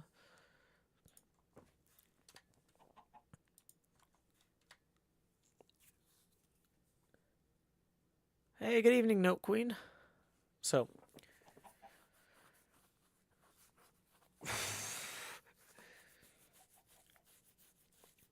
oh, apparently Disney made a Peter Pan cartoon. Okay. I can't keep up with all of their projects. Like, somebody's like, oh, have you seen this new Marvel thing? And I'm like, I didn't even know that existed. They're just making everything all the time. Okay. So, let's go ahead and store some of this stuff. Storing some of this stuff. Dee-dee-dee-dee-dee-dee. Do-do-do-do. Do-do-do-do-do. Boom, boom, boom. Da-da-da-da-da-da-da.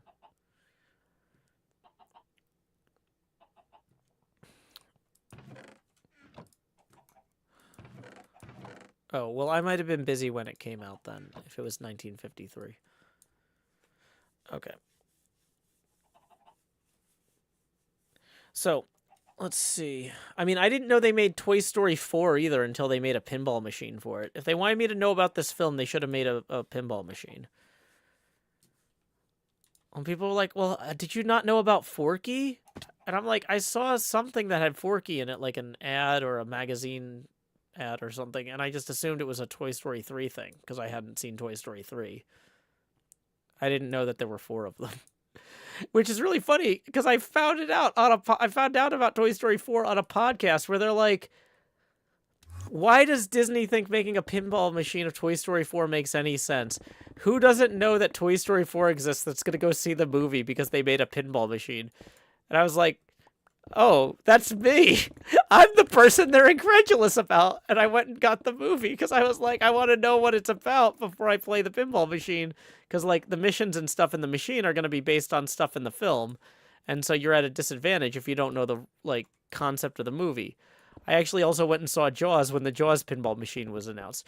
I had already heard of Jaws, don't worry, because I grew up watching Tiny Toons by Steven Spielberg, and they make a lot of Jaws references. So I know that Jaws existed, but they never talk about Toy Story 4 in Tiny Toons, so I don't know how I'm supposed to know that. So...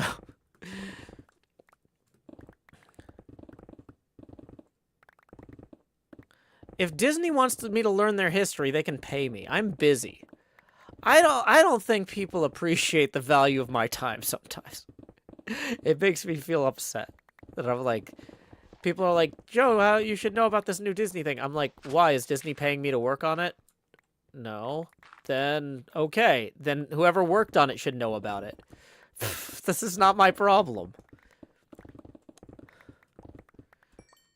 My limited free time is for learning about things I like, which is like limited to Brandon Sanderson projects and pinball. I was very excited about his reading video he posted the other day, reading 3 chapters of Secret Project 5. If you are curious about that at all, I'd recommend checking it out.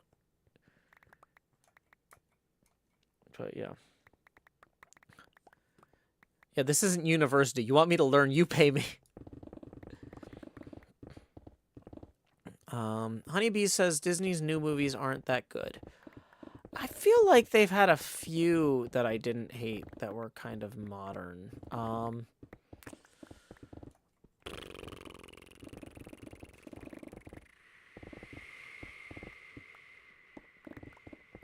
No, maybe not. I was just like, did they own Fox when Fox made Back to the Future? I like Back to the Future, but I think that was later. I think they bought Fox later.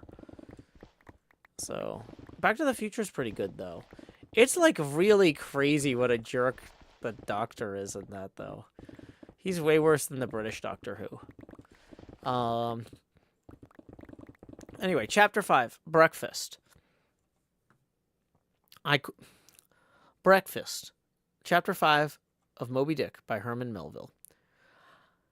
I quickly followed suit, and, descending into the barroom, accosted the grinning landlord very pleasantly. I cherished no malice toward him, though he had been skylarking with me not a little in the manner of my bedfellow. However, a good laugh is a mighty thing, and rather too scarce a good thing. The more is the pity. So, if any one man, in his own proper person, affords stuff for a good joke to anybody, let him not be backward, but let him cheerfully allow himself to spend and be spent in that way. And the man that has anything bountifully laughable about him, be sure there is more in that man than you perhaps think for. The bar room was now full of the boarders who had been dropping in the night previous, and whom I had not yet had a good look at. They were nearly all whalemen, chief mates and second mates and third mates, and sea carpenters and sea coopers, sea blacksmiths and harpooneers and ship keepers, a brown and brawny company with bosky beards and unshorn shaggy set, all wearing monkey jackets for morning gowns.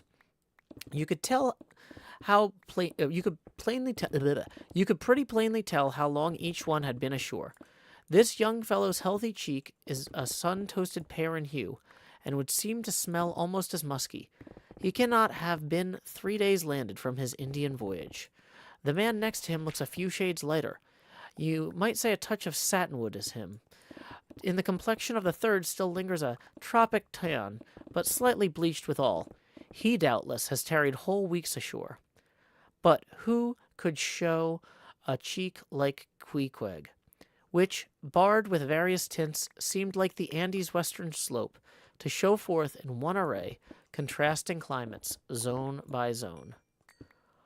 "Grub ho!" cried the landlord, flinging open a door, and in we went to breakfast. They say that the men who have seen the world, and thereby become quite at ease in manner, quite self-possessed in company. Not always, though. Ledyard, the great New England traveler, and Mungo Park, the Scotch one, of all men, they possessed the least assurance in the parlor. But perhaps the mere crossing of Siberia in a sledge drawn by dogs as Ledyard did, or taking the long solitary walk on an empty stomach in the heart of Africa, which was the sum of poor Mungo's performances. This kind of travel, I say, may not be the very best mode of attaining a high social polish. Still, for the most part, that sort of thing is to be had anywhere. These reflections, just here, are occasioned by the circumstance that after we were all seated at the table, I was prepared to hear some good stories about whaling. To my no small surprise, nearly every man maintained a profound silence. And not only that, but they looked embarrassed. Yes, here were a set of sea dogs, many of whom, without the slightest bashfulness, had boarded the great whales on the high seas, entire strangers to them, and dueled them dead without winking. And yet, here they sat at a social breakfast table, all of the same calling, all of kindred tastes, looking round and sheepishly at each other as though they had never been out of sight of some sheepfold among the green mountains. A curious sight, these bashful bears, these timid warrior whalemen. But as for Queequeg, why, Queequeg sat there among them, at the head of the table, too, it so chanced, as cool as an icicle. I'm sure I cannot say much for his breeding. He is a great admirer, his greatest admirer could not have cordially justified his bringing his harpoon to table with him, and using it there without ceremony, reaching over the table with it, to the imminent jeopardy of many heads, and grappling the beefsteaks toward him. But that was certainly very coolly done by him, and everyone knows that in most people's estimation, to do anything coolly is to do it genteelly. We will not speak of all of Queequeg's peculiarities here, how he eschewed coffee and hot rolls, and applied his undivided attention to beefsteaks, done rare. Enough that when his breakfast was over, he withdrew like the rest of us into the public room, lighted his tomahawk pipe, and was sitting there quietly digesting and smoking with his inseparable hat on, while I sallied out for a stroll. That was chapter 5. Chapter 5 of Moby Dick by Herman Melville. Yeah, just casually using a harpoon at breakfast.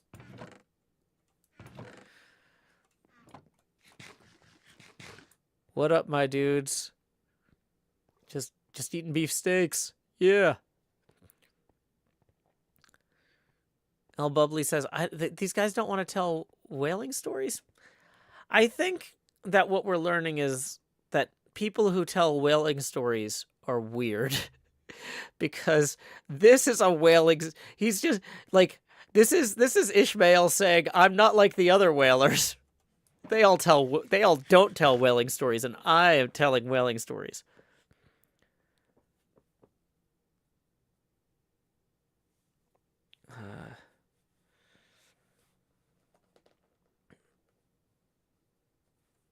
Wait, was Back to the Future produced in 1973? I thought it was from the 80s. Maybe I'm reading the chat wrong.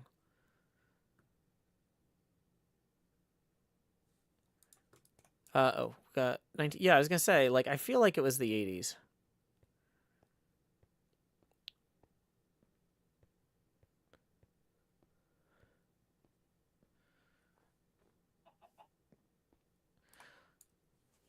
Oh, sometimes with the chat, I'm not always reading things at the right time. Okay. So, let's see. If we look at the abacus here, we are currently $18 away from the next face camera expansion milestone. And we are about to start the final chapter we're going to read tonight, The Street. We're actually getting through a lot more chapters than I thought we were going to in a at a good pace. So I had somebody who's read this before reach out to me about doing some voices for chapters 40 and 42, and I was like, well, if we read 2 chapters every Saturday, that'll be in like August. I'll talk to you in July. And now it's like, well, I'm burning through 4 chapters tonight. Maybe I should go figure this out better. Okay. So dun dun dun dun dun dun. Ken Dreadful says, tonally, this is like Beckett's trilogy if it didn't take itself so seriously. Ed Bubbly says, I can't wait to be able to contribute to the Jost. Payday is next week. Hey, thank you so much for the kind intentions. No worries. The folks who are at a point in their life that can tip today are the ones making this show enjoyable, guilt-free for everybody. So, yeah, you're welcome to tip later, but no stress. Okay. Manatee Gag, I don't know what like, that's clearly a song parody. True Baka says, my wife made me promise no weddings on the dining room table in my wedding vows because there was an incident earlier with a medieval crossbow. I feel like a medieval crossbow is a little bit more dangerous than a harpoon at the table, right? Like anything that's like that heavily spring-loaded. Vincho Ken says, I just looked at chapter 40. How many characters is that? That's one of the reasons that we might have other people join us for chapter 40. Yeah. Oh, it's a Futurama song. They're whalers on the moon. They carry harpoon. But there are no whales, so they all tell tales. They're whalers on the moon. Okay. Oh, so Whalers on the Moon was actually the original song from Futurama. That's not a parody of a Futurama song? Because I was going to say, that seems like the melody of a Futurama song, yeah. Vin Shoken says, I can barely see a character that speaks twice. Well, see, that's why, you know, we should probably have, like, a Grian's Rift reunion. I'll see if I can get, you know, the entire Empire's crew to each read one line live at 3 a.m. their time. This is a good plan, I promise. It's not a good plan. Don't expect that. Okay. So, okay. Chapter 6 of Herman Melville's Moby Dick. The Street. If I had been astonished at first catching a glimpse of so outlandish an individual as Queequeg circulating among the polite society of a civilized town, that astonishment soon departed upon taking my first daylight stroll through the streets of New Bedford. In thoroughfares nigh the dock, any considerable seaport will frequently offer to view the queerest-looking nondescripts from foreign parts.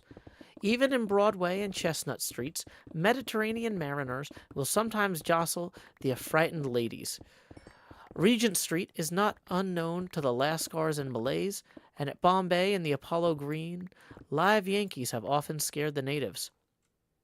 But New Bedford beats all Water Street and Wapping. In these last-mentioned haunts, you'll see only sailors, but in New Bedford, actual cannibals stand chatting at street corners, savages outright, many of whom yet carry on their bones unholy flesh. It makes a stranger stare. But besides the Fijians, Tongado Boers, Eromangoans, Panagians, and Bresians, and besides the wild specimens of whaling craft which unheeded reel about the streets, you see other signs more curious, certainly more comical. There weekly arrive in this town scores of green Vermonters and New Hampshire men, all athirst for gain and glory in the fishery. They are mostly young, of stalwart frames, fellows who have felled forests and now seek to drop the axe and snatch the whale lance. Many are as green as the green mountains whence they came. In some ways, you would think them but a few hours old. Look there, a chap strutting round the corner. He wears a beaver hat and swallow-tailed coat, girded with a sailor belt and sheath knife. Here comes another, with a sou'wester and a bombazine cloak. No town-bred dandy will compare with a country-bred one. I mean a downright bumpkin dandy, a fellow that in the dog days will mow his 2 acres in buckskin gloves for fear of tanning his hands. Now, when a country dandy like this takes it into his head to make a distinguished reputation and joins the great whale fishery, you should see the comical things he does upon reaching the seaport. In bespeaking his sea outfit, he orders bell buttons to his waistcoats, straps to his canvas trousers. Ah, poor hayseed, how bitterly will burst those straps in the first howling gale, where thou art driven, straps, buttons and all, into the throat of the tempest. But think not that this famous town has only harpooners, cannibals, and bumpkins to show her visitors. Not at all. Still, New Bedford is a queer place. Had it not been for us whalemen, this tract of land would this day perhaps have been in howling condition as the coast of Labrador. As it is, parts of her back country are enough to frighten one. They look so bony. The town itself is perhaps the dearest place to live in all New England. It is a land of oil, true enough, but not like Canaan, a land also of corn and wine. The streets do not run with milk, nor in the springtime do they pave them with fresh eggs. Yet, in spite of this, nowhere in all America will you find more patrician-like houses, parks and gardens more opulent than in New Bedford. Whence came they? How planted upon this once scraggy scoria of a country? Go and gaze upon the iron emblematical harpoons round yonder lofty mansion, and your questions will be answered. Yes, all these brave houses and flowery gardens came from the Atlantic, Pacific, and Indian Oceans. One and all they were harpooned and dragged up hither from the bottom of the sea. Can Herr Alexander perform a feat like that? In New Bedford, fathers, they say, give whales for dowers to their daughters, and portion off their nieces with a few porpoises apiece. You must go to New Bedford to see a brilliant wedding, for they say they have reservoirs of oil in every house, and every night recklessly burn their lengths in spermaceti candles. In summertime, the town is sweet to see, full of fine maples, long avenues of green and gold, and in August, high in the air, the beautiful and bountiful horse chestnuts, candelabra-wise, proffer the passer-by their tapering upright cones of congregated blossoms.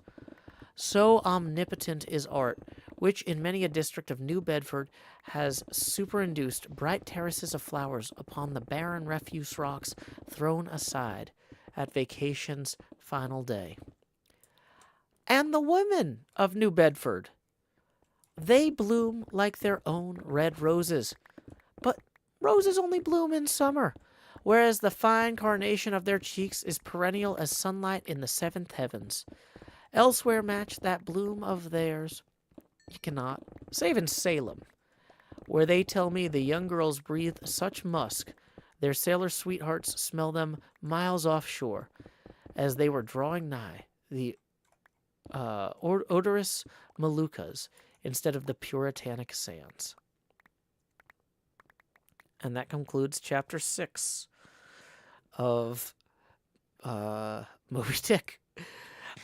Salem writes in the Discord, the narrator is somehow exactly balancing be gay and be racist. Whenever I think it's starting to go one way, he starts talking about how hot a guy is, or references some completely novel stereotype.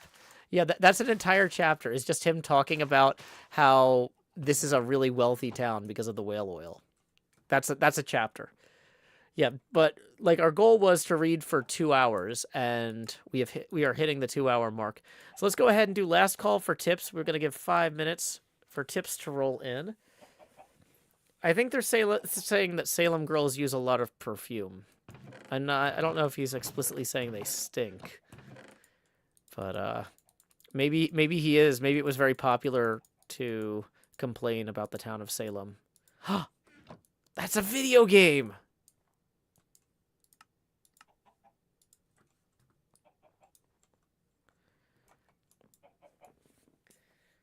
Yeah, this book is definitely interesting. Honeybee says, "Are you doing a stream tomorrow?" Great question. You can always find my streaming schedule at joehills.net/soon. Tomorrow night is a pretty normal stream at 8:30 p.m. Monday morning, we're going to have an in-studio guest, a guitarist who also works in local radio here in Nashville, named Casey Reed. I'm very excited. This is going to be my first musical guest in studio besides Quinn. And because Casey works with all sorts of really great equipment and stuff at the radio station, he's actually going to be helping me sort out some things. We're going to be experimenting with some stuff that I've wanted to get set up for Quinn but didn't know how. So Casey's going to really be helping us upgrade our setup here. I've got a list of stuff I need to go buy at Guitar Center tomorrow, and then Casey's going to help me with the actual wiring and set up that stuff.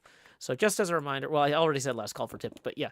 Tips are welcome via paypal.me/joehills and YouTube Super Chat. I am trying to reinvest what money doesn't go toward rent and health insurance and all that food stuff into the stream, both the artistic side of the stream and craft side of the stream with the pinball machine, also the musical and guest side of the stream with the in-studio setup. Normal Lana says, "I hope you're reading with the voice chat on." No, I'd have to press caps lock for the voice lock. Yeah.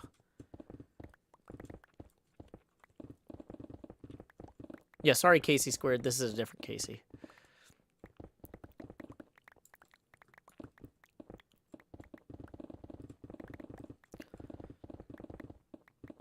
Okay.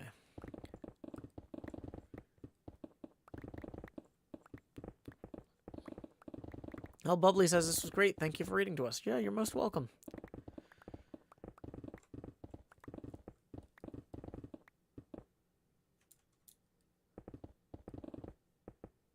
Okay.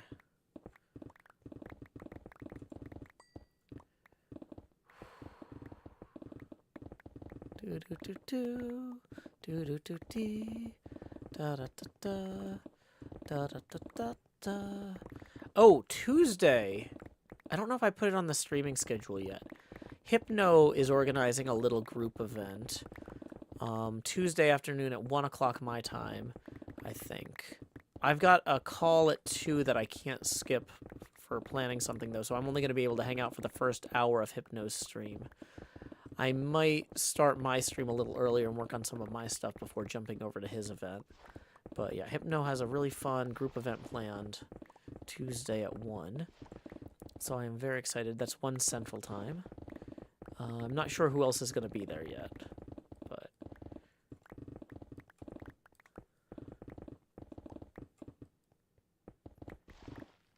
okay. Other streams this week that are coming up. Wednesday morning, Cleo and I are going to be hanging out on our craft stream, and I'm going to be working again on the deep field pinball machine prototype, trying to figure out where stuff needs to go, what I need to buy next, what order we need to work in.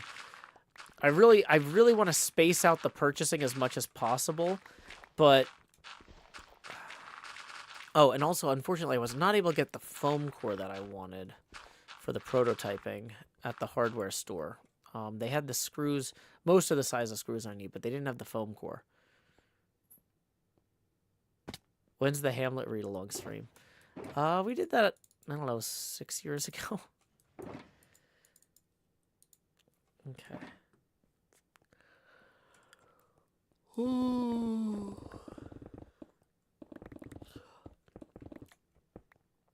Okay. Yep, it is 10:33. We're wrapping up in 2 more minutes, just giving those tips a chance to roll in.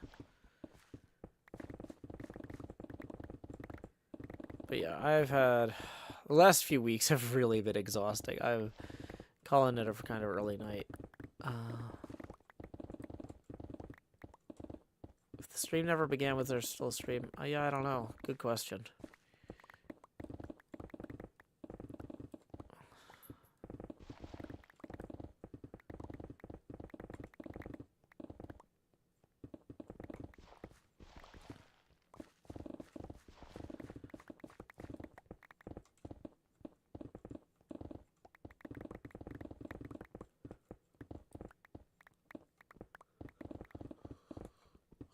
Oh, okay. keep wanting to play the stream outro music, but that'll get the stream copyright strike, and then we can't use the VOD for the playlist.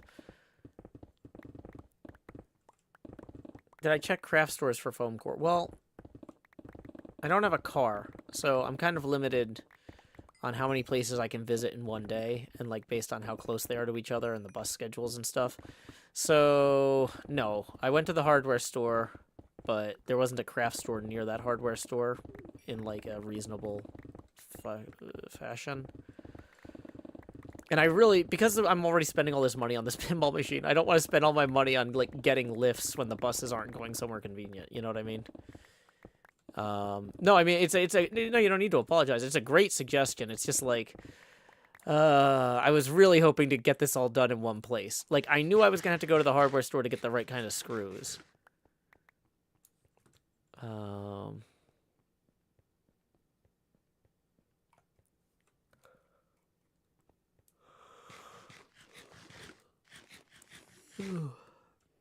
Yeah, so it's like one thing at a time. But yeah, they said they'd had a hard time, like basically their supplier for the foam core wasn't providing it anymore. But apparently a lot of people ask them about it. Because like the guy was like, yeah, this is a thing. Our supplier doesn't have it anymore, and we haven't found a new one. So I'm curious what happened there. Am I getting my car fixed? No, my car is totaled. My car bumper is behind me. If I switch to ollie mode here, let's transform, reset, transform. Oh wait, you know what I shouldn't be doing with a bad back is going over there and picking up the car bumper. Yeah, you know what? We're not gonna. This is the problem. Is I'm at the point where I keep forgetting my back hurts because it's getting better, so it only hurts when I do something stupid, and then for hours after I do something stupid. So I'll forget that it, and then I'll do something stupid, and then I'll be like, why did I forget? Ah.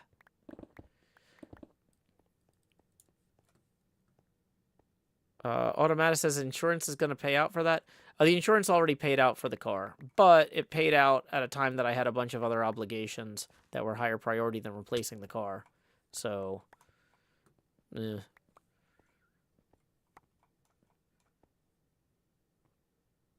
Also, it's a really bad time to buy a car right now. So I'm trying to hold off as long as I can. Once my fiance gets here, my fiance has some mobility issues, and so it's no longer going to be an option to wait, really, at that point. But I was kind of hoping, like, interest rates would go down or something would change, and so maybe that was wishful thinking on my part, but...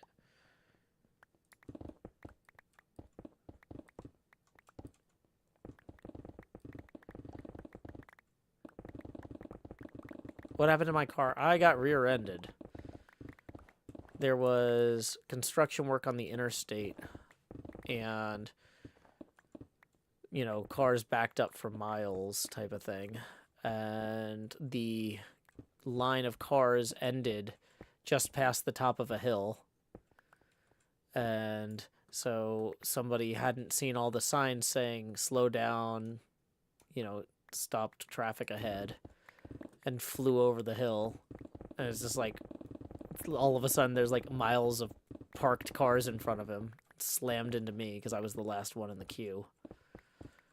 I was able to steer hard to the left and got pushed into the median rather than hitting the car in front of me. So that was good. Like, luckily the line, like the queue of cars had just like barely started inching forward right as the guy came over the hill behind me. So, you know, I was like, my car, instead of being completely stopped, was going like 2 miles an hour, and I had my hands on the wheel to, you know, move the as it was inching forward. I wasn't just like, oh, let me find my phone charger or look away or whatever. So yeah, it was not great. But luckily nobody was injured. The back problem I'm having is new. The car thing was like last August or July or something. So yeah. It was also one of those things, too, where I was coming back from a funeral, so I was wearing my nicest suit, and the police have never been so polite to me. And I'm, like, drive, and I'm just, like, looking at my car, and it's a now totaled 2008 Honda Fit, which is not an expensive car, but I'm in a very nice suit out of respect for the dead, and so they're like super courteous and stuff, and I'm like, I've never had cops not treat me like dirt. Like, what is going on here? This I'm kind of upset at how differently I'm treated when I'm dressed nice. Uh, like I don't want them to all of a sudden start acting like jerks to me, but like it's weird, right? It's weird. No, my daughter was not there. She was at her mom's for the summer. So, okay.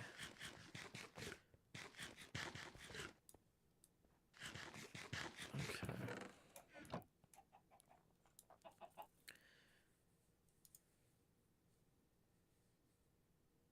Dun, dun, dun, dun, dun, dun. Dee, dee, dee, dee, dee. Bum, bum, bum. Okay, so I think it is time to send folks on their way. Let's see what is going on in the wider world of Twitch right now. Bum, bum. Oh, I'm sorry. I'm so tired. I'm like really crashing. Spicy Haminator is playing some Minecraft. He says community Minecraft server is back. Spicy Haminator is a fun, up and coming streamer whose work I enjoy. A very chill person. Currently playing on a community vanilla SMP server. So when you get over there, our raid message is howdy y'all. Joe Hill's raid here. Looking at the chat that they've got going on, maybe it's not family friendly, but arguably neither was Moby Dick. So I guess you're in for more of the same. Until next time, y'all, this is Joe Hills from Nashville, Tennessee. Keep adventuring. Stop streaming.